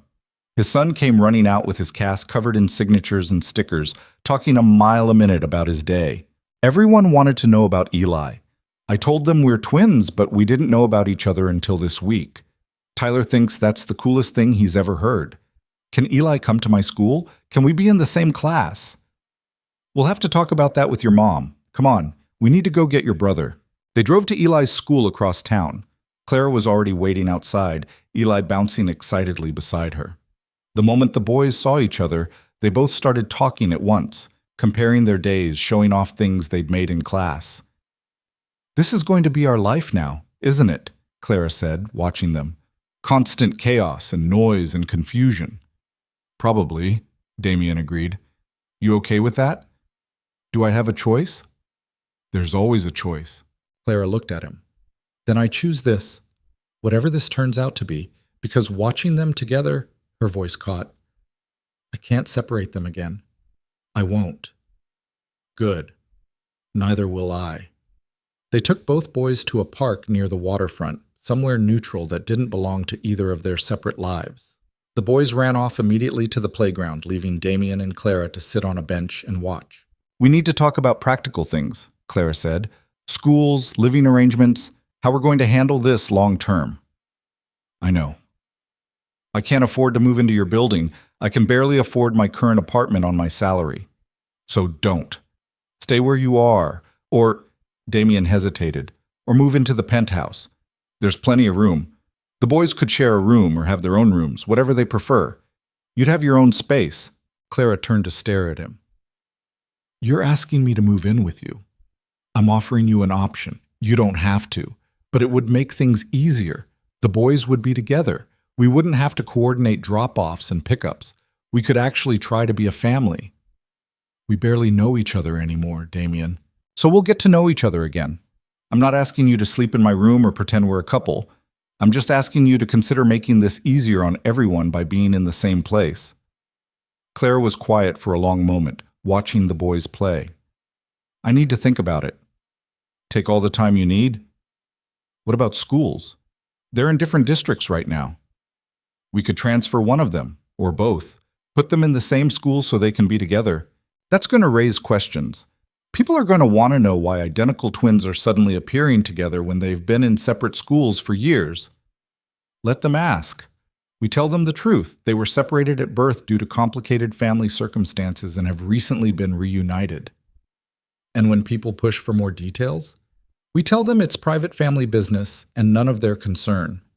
Clara rubbed her temples. "This is so complicated." "It doesn't have to be. We're making it complicated by overthinking it." "How can we not overthink it? This is our children's lives we're talking about. Their education, their stability, their emotional well-being. We can't just wing it and hope for the best." "I'm not suggesting we wing it. I'm suggesting we stop trying to plan for every possible contingency and just take it one day at a time. Make decisions as we need to make them. Adjust as we go." Before Clara could respond, both boys came running over. "Dad, can we get ice cream?" Noah asked. "Please?" Eli added. "There's a place right over there." Damien looked at Clara. "Ice cream okay with you?" "Sure. Why not? Let's add sugar to the chaos." They walked to the ice cream shop, both boys holding hands and chattering about what flavors they wanted. People kept doing double takes as they passed, startled by the identical children. A few asked if they were twins, and both boys eagerly confirmed that yes, they were, and they'd just found out about each other. Wasn't that amazing? In the ice cream shop, while the boys debated between chocolate and strawberry, a woman approached Clara. "Excuse me, but I couldn't help noticing your boys. They're absolutely adorable." "Thank you," Clara said automatically. "How old are they? They must be twins?" 6. "And yes, they are. It must be wonderful having them so close. My sister has twins, and she says they're each other's best friends." Clara's smile became strained. "Yes, it's wonderful." The woman chatted for another minute before leaving. Clara looked like she might cry. "You okay?" Damien asked quietly. She has no idea. None of these people have any idea what it took to get here, what we sacrificed, what was stolen from us. They don't need to know. What matters is we're here now. They got their ice cream and found a table outside. The boys made a mess, as 6-year-olds do, getting ice cream on their faces and shirts, and somehow on the table, even though Damien wasn't sure how that was physically possible. "We need to tell them," Clara said suddenly. "Tell them what?" "The truth. About how they were separated, about your father, about why we weren't together. They're going to have questions eventually. Better they hear it from us than piece it together from overheard conversations." "They're 6 years old, Clara. That's a heavy conversation for 6-year-olds. "I know. But they deserve the truth. An age-appropriate version of it, at least. They deserve to know that what happened wasn't their fault. that we didn't choose to separate them, that we would have done things differently if we'd had the choice. Damien watched both boys trying to catch drips of melting ice cream with their tongues, completely oblivious to the serious conversation happening 2 feet away. Okay, we tell them, but together, we sit them down together and we do it as a team. Agreed. That evening, after dinner at Damien's penthouse, Clara had insisted on cooking, even though Damien had offered to order in, and the result had been edible if slightly overcooked chicken. They gathered both boys in the living room. We need to talk to you about something important, Damien started. Both boys immediately looked worried. Are we in trouble? Noah asked. No, nothing like that. We just want to explain some things about why you and Eli weren't together before now. Because Grandpa is mean, Eli said matter-of-factly. Mom told me. Clara winced. I said it was more complicated than that, baby. But Grandpa was mean, right? He's the one who made you give away Noah. Damien felt his jaw tighten. Yes, my father, your grandfather, did something very wrong. When you and Noah were born, your mom and I weren't together anymore. My father knew that your mom was pregnant, and he convinced her that she couldn't take care of both of you by herself. Why not? Noah asked. Because she didn't have a lot of money, and your grandfather told her that babies are expensive and hard to take care of alone. He told her that if she gave one of you to me, that baby would have a better life with more opportunities. But that's stupid, Noah said. We should have been together. You're absolutely right. It was stupid, and it was wrong. But your mom was young and scared, and she believed my father when he said this was the best choice. Clara took over, her voice thick with emotion. I want you both to understand something. The choice I made, to let Noah go to your dad, was the hardest thing I've ever done. And not a single day has gone by that I haven't regretted it. But I thought I was doing what was best for you. I thought I was giving you a chance at a better life. Did I have a better life? Noah asked quietly. The question hung in the air. Damien met Clara's eyes, seeing his own pain reflected there. You had a different life, Damien said carefully. You had me, and you had nice things, and you went to a good school, but you didn't have your brother, and you didn't have your mom, so I don't know if it was better. Just different.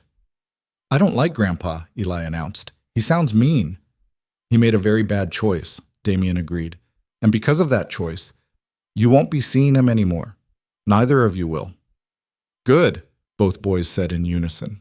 The conversation continued for another 20 minutes, with both boys asking questions that were sometimes easy to answer and sometimes impossible. Why didn't Mom and Dad stay together? Why did Grandpa think money was more important than family? Why couldn't they have just all lived together from the beginning? Because adults make mistakes sometimes, Clara said finally, tears streaming down her face. Big, terrible mistakes that hurt the people we love. And sometimes we can't fix those mistakes. We can only try to do better going forward. Are you going to make mistakes again? Noah asked. Probably. We're not perfect, but we're going to try really hard not to make the same mistakes. And you promise we get to stay together now? Eli asked. Me and Noah? We promise, Damien and Clara said together. That seemed to satisfy them. The boys went back to playing, the heavy conversation already fading into the background of their resilient 6-year-old minds. But Damien could see Clara trembling, barely holding it together. I need a minute, she whispered, standing abruptly and heading for the guest room. Damien waited a few beats, made sure the boys were occupied, then followed her. He found her sitting on the edge of the bed, shoulders shaking with silent sobs. Hey, he said softly from the doorway. Can I come in? She nodded without looking up. Damien sat beside her, not touching, just being present. You did good in there. I traumatized them. I told them their mother gave one of them away because she was poor and scared. You told them the truth. An age-appropriate version of it. That's what we agreed on. The truth is ugly and horrible, and it's going to damage them. The truth is complicated and messy and human, and kids are resilient. They'll process it and ask more questions as they get older, and we'll answer those questions honestly. That's all we can do. Clara finally looked at him, her face blotchy and wet. How are you so calm about this?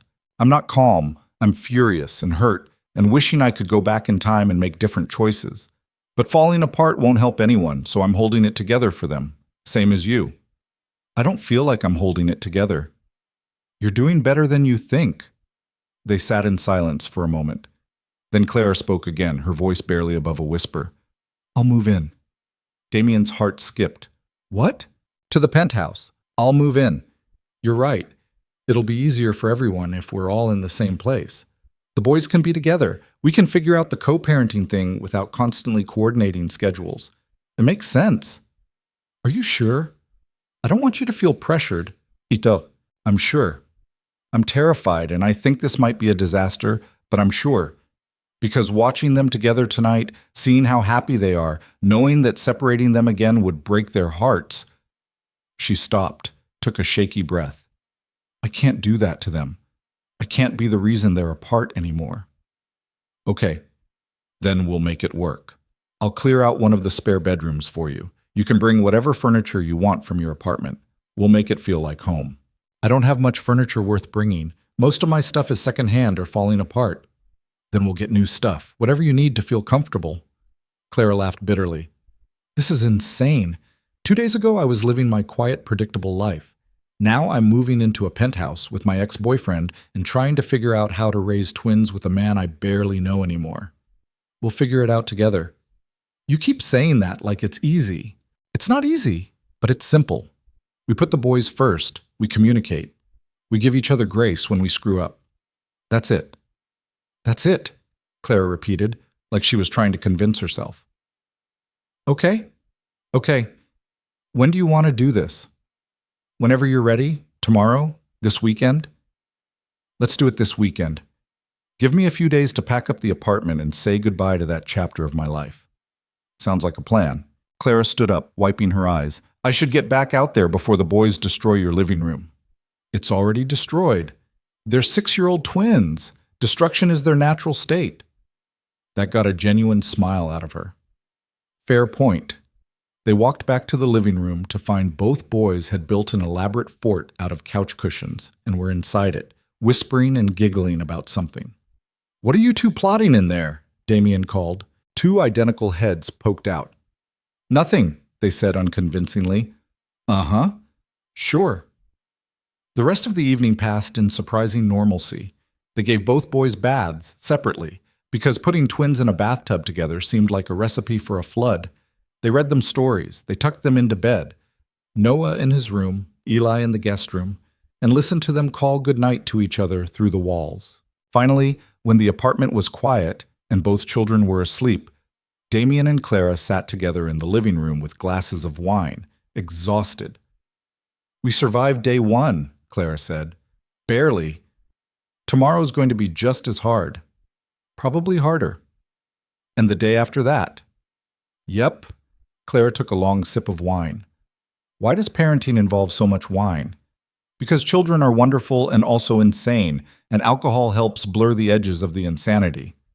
Solid parenting philosophy. They sat in companionable silence for a while, watching the city lights through the floor-to-ceiling windows. It felt surreal, sitting here with Clara like this was normal, like they'd been doing this for years instead of days. Can I ask you something? Clara said eventually. Sure. That first day in the hospital, when you saw me, what was going through your head? Damien thought back to that moment in the ER, when Clara had walked through the door and his entire world had tilted. Shock, mostly. Disbelief. I thought I was hallucinating. Then when I realized you were real, I felt... He paused, trying to find the right words. Relief, anger, confusion, love. All of it at once. Love? I never stopped loving you, Clara. I told you that. 6 years wasn't long enough to get over you. She looked down at her wine glass. I loved you too. Love you. Present tense, I think. I'm not entirely sure anymore. Everything's so confused. That's okay. We've got time to figure it out. Do we, though?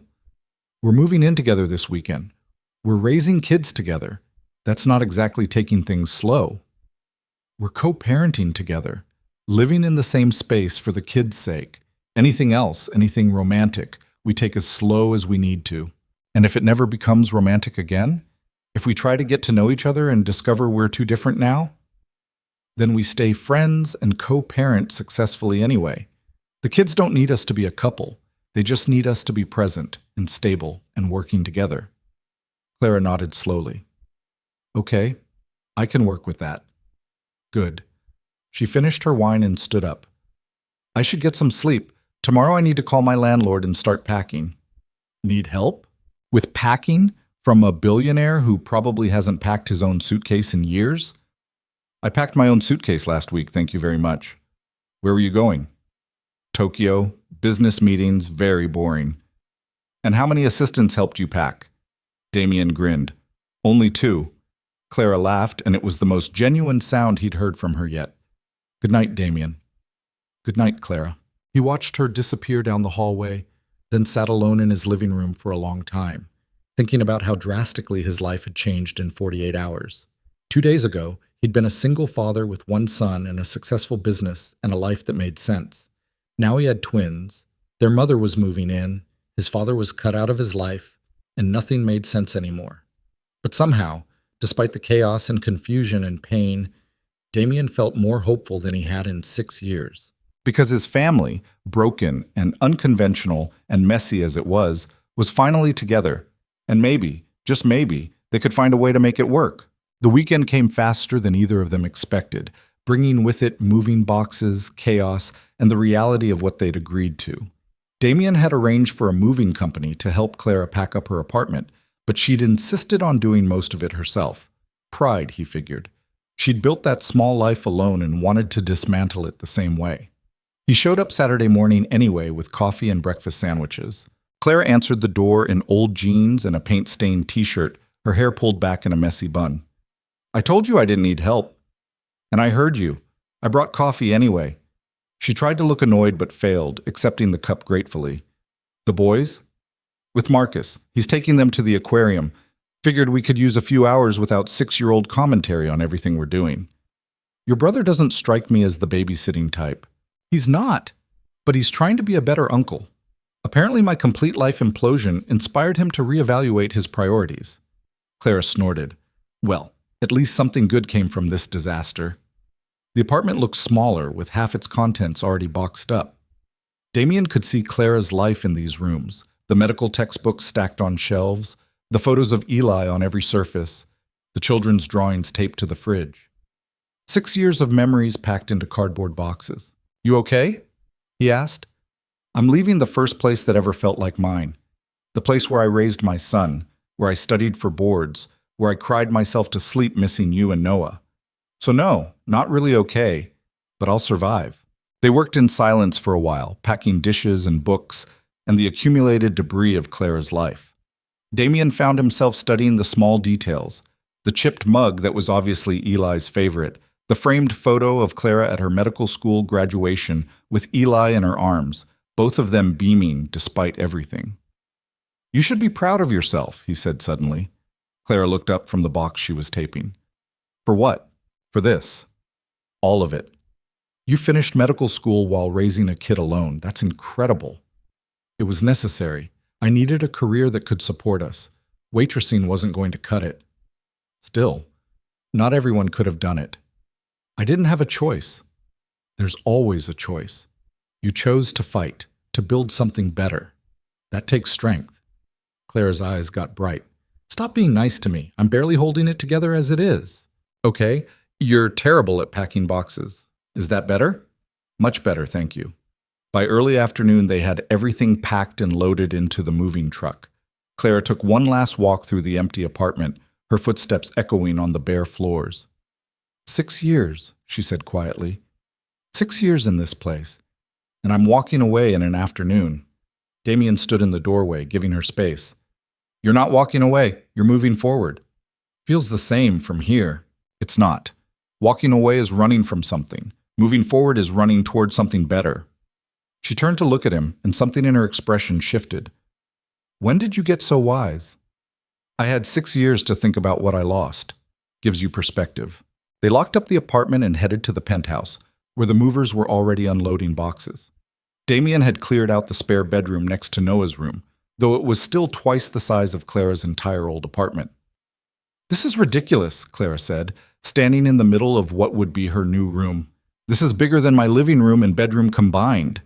You can decorate however you want. Make it feel like yours.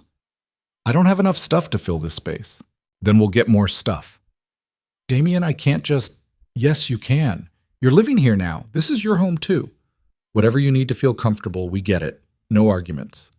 Clara looked like she wanted to argue anyway, but Marcus arrived with the boys before she could, both children running through the door with 1,000 things to say about the aquarium. The octopus was so cool, Eli shouted. And the sharks, Noah added. Uncle Marcus let us touch the stingrays. Marcus looked exhausted. They have more energy than should be legally allowed. I need a nap. And possibly therapy. Welcome to parenting, Damien said, clapping him on the shoulder. How do you do this every day? Coffee. Lots of coffee. The boys discovered Clara's boxes and immediately wanted to help unpack, which meant everything took 3 times longer but involved significantly more laughter. They found Eli's stuffed animals and insisted on introducing each one to Noah's collection. They found books and demanded to know if they were good stories. They found a photo album and spent 20 minutes looking at pictures of Eli as a baby. Mom, why don't we have pictures of Noah as a baby? Eli asked. Clara's face went carefully neutral. Because Noah was with your dad, remember? I didn't have pictures of him. But we're twins. Don't we look the same? Exactly the same, Damien confirmed, pulling out his phone and scrolling through old photos. Here, look. This is Noah, when he was about 6 months old. Both boys crowded around the phone, studying the picture intently. Then Eli's eyes went wide. That looks just like me. Mom, do you have my baby pictures? Clara retrieved a photo album from one of the boxes, and they spent the next hour comparing pictures, finding identical expressions and poses, despite being in completely different places. Baby Noah in an expensive nursery. Baby Eli in Clara's small apartment. Same faces, different worlds. It's weird, Noah said finally. Looking at pictures and not knowing which one is me. Welcome to being an identical twin, Damien said. Your Uncle Marcus and I used to switch places in school all the time. You have a twin too? Both boys looked shocked. Yep, runs in families sometimes. Is Uncle Marcus exactly like you? Personality-wise? No, he's much more annoying. I heard that, Marcus called from the kitchen where he was raiding Damien's fridge. The unpacking continued into the evening. They ordered pizza for dinner, 2 large pizzas that the boys demolished with impressive efficiency.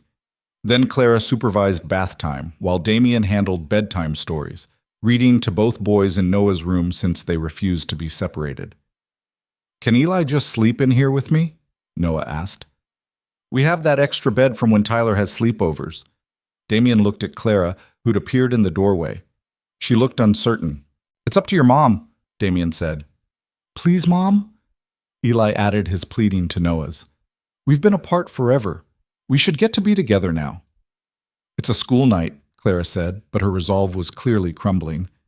We'll go to sleep right away, both boys promised in unison. Somehow I doubt that, but fine. You can share a room tonight, but if I hear giggling and playing at midnight, you're both going back to separate rooms. Deal? Deal.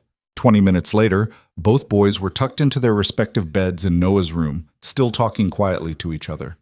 Damien and Clara stood in the hallway, listening. They're never going to sleep, Clara said. Probably not, but let them have tonight. They'll crash eventually. They retreated to the living room, both exhausted from the day's physical and emotional labor. Damien poured them each a glass of wine, and they collapsed onto the couch. So this is our life now, Clara said. Living together, raising twins, pretending we know what we're doing. Pretty much. It's terrifying. Yeah. What if we screw this up? What if we can't make it work and the boys end up more damaged than they already are? Damien turned to look at her. Then we'll deal with it. We'll get them therapy. We'll apologize when we mess up. We'll do better the next time. That's all any parent can do. That's not very reassuring. It's realistic. Clara, there's no handbook for this. No guide on how to parent identical twins who were separated at birth and reunited at 6. We're making it up as we go and hoping we don't traumatize them too badly in the process. You're supposed to tell me it'll all work out fine. It won't all work out fine. Some days are going to be disasters. Some days we're going to want to quit. Some days the boys are going to hate us for the choices we've made. But we keep showing up anyway. That's what makes us their parents. Claire was quiet for a long moment. I really did miss you, these past 6 years. I missed having someone to share this with, someone who understood what it felt like to love them this much. I missed you too, every single day. Do you think... She stopped, bit her lip. Do you think we could try? Not just as co-parents, but as us? Eventually? Damien's heart kicked against his ribs. I'd like that. If you're ready. I'm not ready, but I don't think I'll ever feel ready. Too much has happened. Too much time has passed. We're different people now. So we get to know these different people. See if they fit together the way the old versions did. And if they don't, then we tried, but I have a feeling we will. Clara smiled, and it was the first real unguarded smile he'd seen from her since the hospital. You're awfully confident for someone whose life just got turned upside down. I'm not confident. I'm hopeful. There's a difference. They sat together in comfortable silence until sounds of giggling erupted from Noah's room. Both of them sighed. I'll go, Clara said, standing up. No, let me. You've been dealing with bedtime rebellion for 6 years. My turn. Damien found both boys sitting up in their beds, flashlights out, clearly in the middle of planning something. What did we say about going to sleep? He asked, trying to sound stern. We were sleeping, Noah claimed. We just woke up for a second. Uh-huh. And the flashlights? In case we needed to see in the dark, Eli supplied helpfully. Right. Well, the dark is for sleeping, not for seeing, so flashlights off, eyes closed, no more talking. But Dad, no buts. Sleep. Now. Or tomorrow there's no aquarium trip with Mom. That got their attention. Both boys immediately lay down and closed their eyes with exaggerated firmness. Damien bit back a smile. Good night, boys. Night, Dad, they chorused. He was almost out the door when Noah's small voice stopped him. Dad, are we going to be okay? All of us together like this? Damien turned back. In the dim light from the hallway, he could see both boys watching him with identical expressions of worry that 6-year-olds shouldn't have to wear. Yeah, buddy, we're going to be okay. It might be messy and complicated and sometimes hard, but we'll be okay. Because we're together now, all 4 of us, and that's what matters. Do you promise? Damien thought about all the promises that had been broken over the past 6 years, all the lies and manipulations, all the ways the adults in their lives had failed them. He could make another promise that might not hold, or he could tell them the truth. I promise we'll do our best. That's all anyone can promise. We'll make mistakes, and we'll fix them. We'll have bad days and good days, but we'll keep showing up for each other. How's that sound? Both boys considered this seriously. Then Noah nodded. Okay, that's good enough. Good enough for me too, Eli agreed. Then sleep. For real this time. Damien returned to the living room to find Clara standing at the window, looking out at the city lights. They okay? She asked without turning. They're worried about us, about whether we can make this work. Join the club. I told them we'd do our best. That's all we can promise. Clara finally turned to face him. Is it though? Is our best going to be enough? What if... Stop catastrophizing. We're 1 day into this. 1 day. Give it time. I'm not good at giving things time. I'm good at planning and controlling and making sure nothing goes wrong. How's that been working out for you? She laughed despite herself. Point taken. Look, I know this is scary. I know you've been alone for 6 years and trusting someone else with your kid, with our kids, is terrifying, but I'm here. I'm not going anywhere, and I need you to trust that. I want to. I really do. But trusting people hasn't worked out well for me historically. I'm not people. I'm the guy who loved you 6 years ago and never stopped. I'm the father of your children. I'm the person who wants this to work just as much as you do, maybe more. Clara's eyes filled with tears. Why are you being so patient with me? Because you deserve patience and understanding and time to heal from everything my father did to you, to us. I don't know how to do this, how to let someone in again. Then let me help you figure it out. We'll take it slow. We'll talk when things get hard. We'll give each other space when we need it, but we do it together. Together, Clara repeated, like she was testing how the word felt. Okay, together. The weeks that followed were an exercise in organized chaos. They enrolled both boys in the same school, Pinewood Elementary, which had better resources and smaller class sizes. The teachers were confused but accommodating when identical twins suddenly appeared in first grade. But the boys handled it beautifully, using their matching faces to their advantage at every opportunity. Clara started back at the hospital, working modified shifts so she'd be home more. Damien restructured his schedule to be present for school drop-offs and pickups. They traded off bedtimes and homework help in dealing with twin-related mischief, which turned out to be significantly more complicated than single-child mischief. They also had to deal with the questions. So many questions. Neighbors wanted to know where the second child had come from. School parents wanted the whole story. Well-meaning friends asked invasive things about how long Clara and Damien had been back together, and wasn't it wonderful that they'd worked things out? They developed a script. The boys had been separated due to complicated family circumstances and had recently been reunited. Yes, they were thrilled. Yes, the boys were adjusting well. No, they didn't want to discuss the details. Most people accepted this. Some didn't. Richard Cross was in the second category. He showed up at Damien's office 3 weeks after Clara moved in, bypassing security with the arrogance of a man who'd never been told no. "We need to talk," he announced, striding into Damien's corner office like he owned it. Damien didn't look up from his laptop. "No, we don't. I told you to stay away from my family. I'm your father. I have a right." "You have no rights. Not anymore. You lost those when you separated my children and lied to me for 6 years. I did what was necessary to protect your future. You did what was convenient to protect your ego. You couldn't stand that I'd fallen for someone who didn't come from money, so you destroyed it. You're not getting another chance." Richard's face flushed with anger. "That woman is manipulating you. Can't you see that? She gave up one child, and now she's wormed her way into your life to get access to your money. Clara has her own money, her own career. She doesn't need mine. Everyone needs money, Damien, and now she's living in your penthouse, raising both children, positioning herself perfectly to take you for everything when this inevitably falls apart. Get out. I'm trying to help you. Get out!" Damien stood, his voice echoing in the office. "Get out of my building. Get out of my life. You're done. If you come near me, near Clara, near my sons, I will destroy you. I will expose every dirty secret, every shady business deal, every lie you've ever told. I will make sure everyone knows exactly what kind of man you are. Do you understand me?" Richard looked at his son like he was seeing a stranger. "You've changed." "Yeah, I have. I'm not your puppet anymore. I'm not the dutiful son who does whatever you say to keep the peace. I'm a father who will do anything to protect his children from people who hurt them, even if that person is you. You'll regret this. The only thing I regret is not standing up to you 6 years ago. Now get out before I have security remove you." Richard left without another word. Damien sank back into his chair, shaking with adrenaline and anger. His phone buzzed. "Clara, everything okay? Your assistant texted that your father showed up. It's handled. He's gone." "For good?" "For good." That evening, Damien came home to find Clara in the kitchen, attempting to make dinner while both boys did homework at the counter. It was domestic and chaotic and nothing like the quiet, controlled life he'd had before. It was perfect. "Dad, I don't understand this math problem," Noah announced.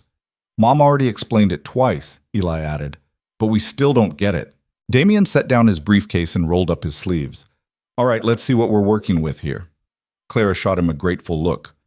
"I'm better with medical emergencies than with first-grade math, apparently. We all have our strengths." They worked through homework together, Damien explaining fractions with crackers while Clara finished cooking. Then they ate dinner as a family, both boys talking over each other about their day, Clara and Damien exchanging amused glances over their heads. After the boys were in bed, they'd officially moved Eli into Noah's room permanently since separating them at night had proven impossible. Clara and Damien cleaned up the kitchen together. "Your father came to see you today," Clara said. It wasn't a question. "Yeah, I told him to stay away, permanently."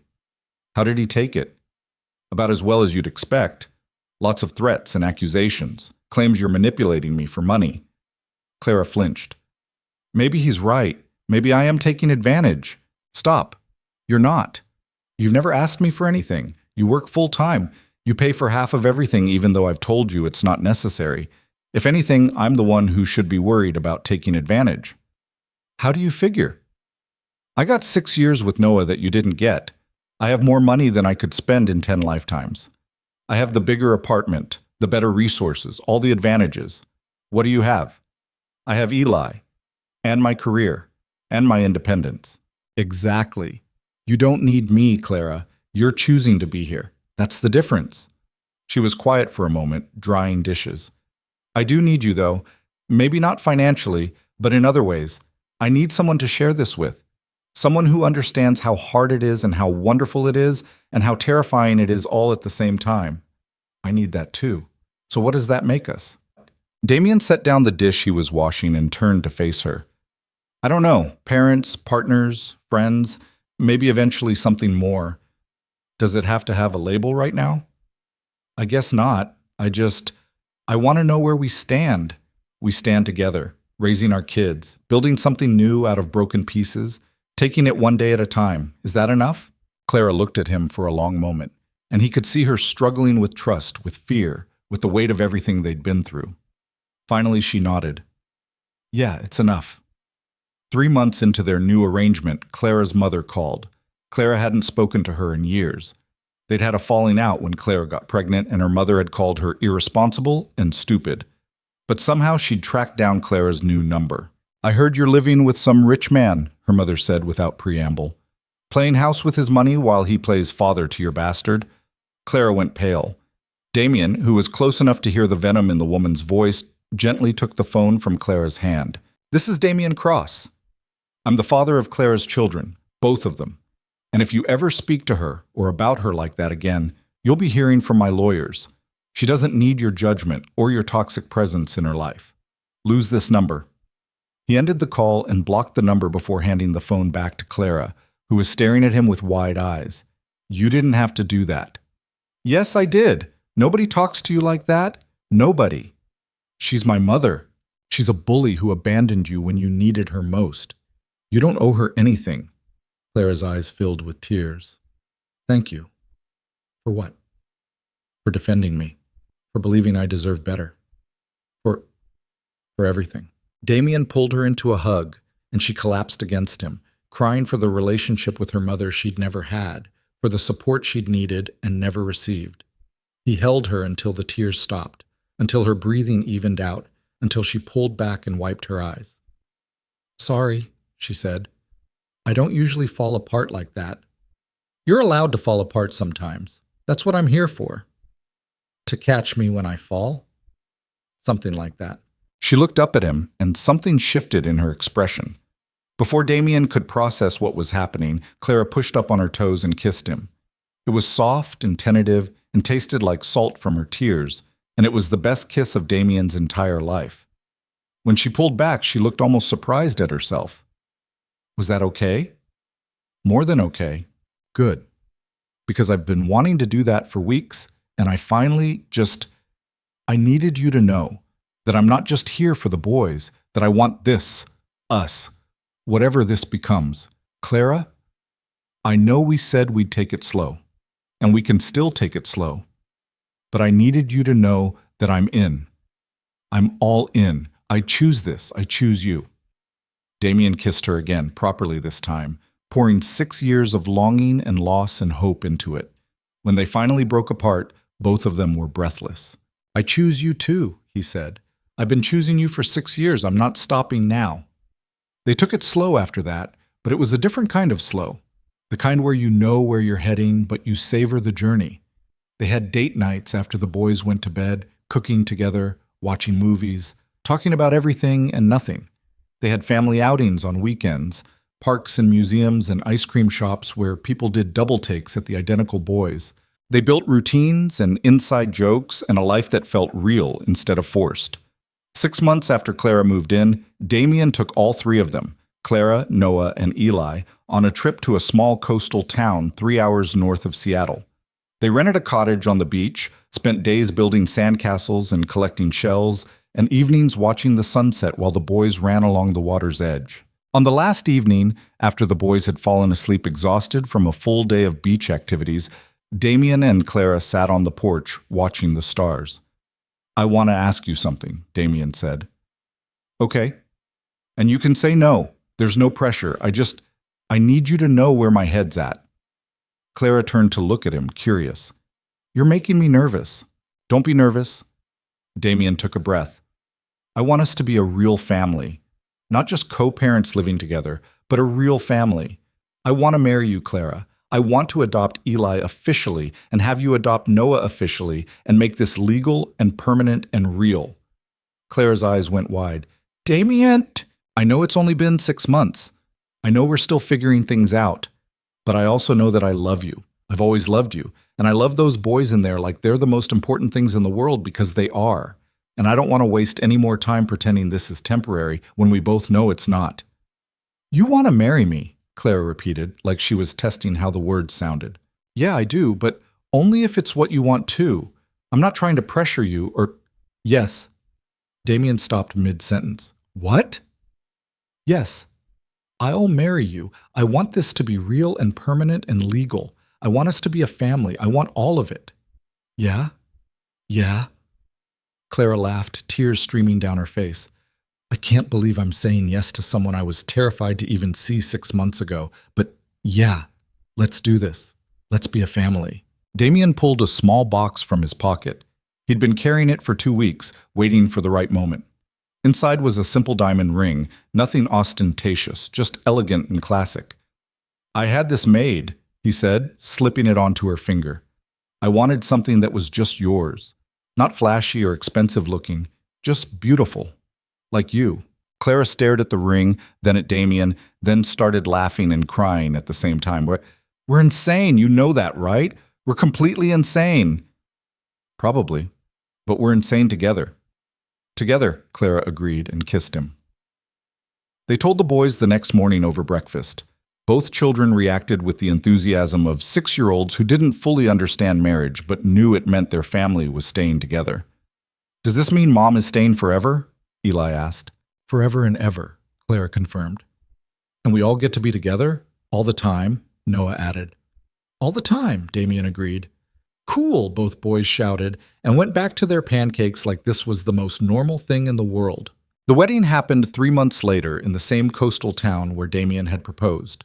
It was small and private. Just Marcus as best man, a friend of Clara's from medical school as maid of honor, and the boys as ring bearers who took their job very seriously. Clara wore a simple ivory dress. Damien wore a suit. Both boys wore matching miniature suits and couldn't stop giggling at how fancy they looked. The ceremony was short and emotional. When the officiant asked if anyone objected, both boys shouted "No!" so loudly that everyone laughed. When Damien and Clara exchanged vows, promising to love and support each other, to parent their children together, to build a life based on honesty and trust, there wasn't a dry eye in the small gathering. And when the officiant pronounced them husband and wife, both boys ran forward and wrapped their arms around their parents' legs, creating the world's most chaotic but perfect family hug. The reception was held at the cottage with catered food and a cake that the boys had helped design, complete with dinosaurs because, of course, it had dinosaurs. They danced on the beach, Clara's dress getting sandy and wet around the edges, both boys taking turns stepping on their parents' feet while trying to dance. That night, after the celebration ended and the boys fell asleep in their shared room, Damien and Clara sat on the porch watching the stars. We did it, Clara said softly. We actually did it. We did. 6 months ago, I thought my life was ruined. I thought seeing you again was going to destroy the careful balance I'd built. And instead, she gestured around them. Instead, this. Instead, we got our family back. We got better than that. We got a second chance. How many people get second chances like this? Not many. Clara leaned her head on Damien's shoulder. I'm glad it was you. I'm glad that after everything we went through, all the pain and lies and separation, it was still you. It was always you. It was always you too. They sat in comfortable silence for a while, listening to the waves and the distant sound of their son sleeping safely inside. Damien thought about his father, about Rebecca, about all the people who'd tried to keep them apart. They'd failed. Love, real, messy, complicated love, had won anyway. What are you thinking about? Clara asked. How lucky I am. How close I came to never finding you again. How different our lives would be if Noah hadn't broken his arm that day. Don't, Clara said. Don't think about what almost happened. Think about what did happen. We found each other. We found both our sons. We built something real out of broken pieces. You're right. I usually am, Clara said, and he could hear the smile in her voice. 2 years later, Clara was in the kitchen making breakfast when both boys ran in, shouting about the first snowfall of the season. They were 8 now, taller and louder, and somehow even more identical than before. They'd developed their own language, their own jokes, their own way of communicating that sometimes didn't even require words. "Can we build a snowman?" Noah asked. "After school," Claire said. "You've got to eat breakfast first." "But, Mom—" "No buts. Breakfast, school, then snow. That's the deal." Both boys grumbled but complied, sitting at the counter and digging into their cereal. Damien emerged from his office where he'd been on an early call with Tokyo and kissed Clara good morning. "Snow day?" he asked. "After school. I promised them." "Good. I'll wrap up early and help." This was their life now. Normal chaos. School and work and homework and dinner as a family. Bedtime routines and weekend adventures and arguments about vegetables. It was messy and imperfect and sometimes exhausting. It was everything they'd almost lost and fought so hard to keep. That evening, as promised, they all bundled up and went outside to build a snowman. The boys worked together with the efficiency of people who'd been completing each other's thoughts for 8 years, while Clara and Damien added finishing touches. "We need a carrot for the nose," Eli shouted. "I'll get it." Noah ran toward the building. Clara watched them go, shaking her head. "They're growing up so fast." "Too fast," Damien agreed. "Do you think they'll remember, when they're older, how they started, the separation?" "Probably. But I think they'll remember this more, the building back together, the family we became." Clara smiled. "I hope so." When both boys returned with not just a carrot but an entire arsenal of snowman accessories, the family spent another hour perfecting their creation. By the time they went inside, everyone was cold and wet and happy. Later, after hot chocolate and baths and the usual bedtime routine, Damien found Clara in their bedroom, looking at the photos on her nightstand. One from their wedding, one of all 4 of them at the beach. One of the boys on their first day at their new school, standing with their arms around each other. "What are you thinking about?" Damien asked, wrapping his arms around her from behind. "How grateful I am. For all of this? For second chances.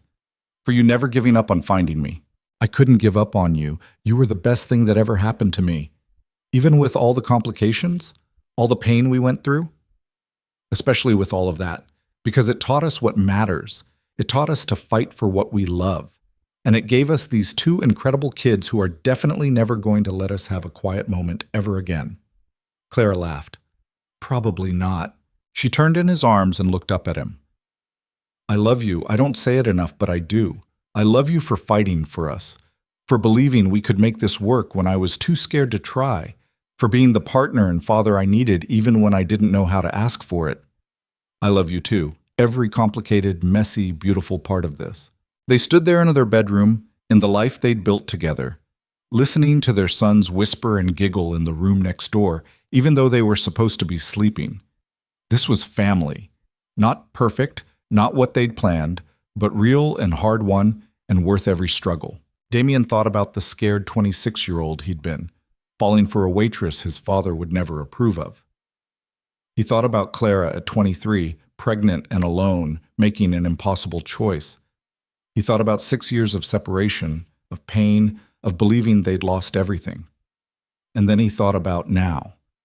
About second chances and forgiveness and the family they'd fought so hard to build. Sometimes the best things in life weren't the things that came easy. Sometimes they were the things you had to fight for, piece back together, rebuild from broken fragments. Sometimes love wasn't about perfect timing or ideal circumstances. Sometimes it was just about showing up, day after day, and choosing each other despite everything. And that, Damien thought as he held his wife close and listened to his sons laugh in the next room, was more than enough. It was everything.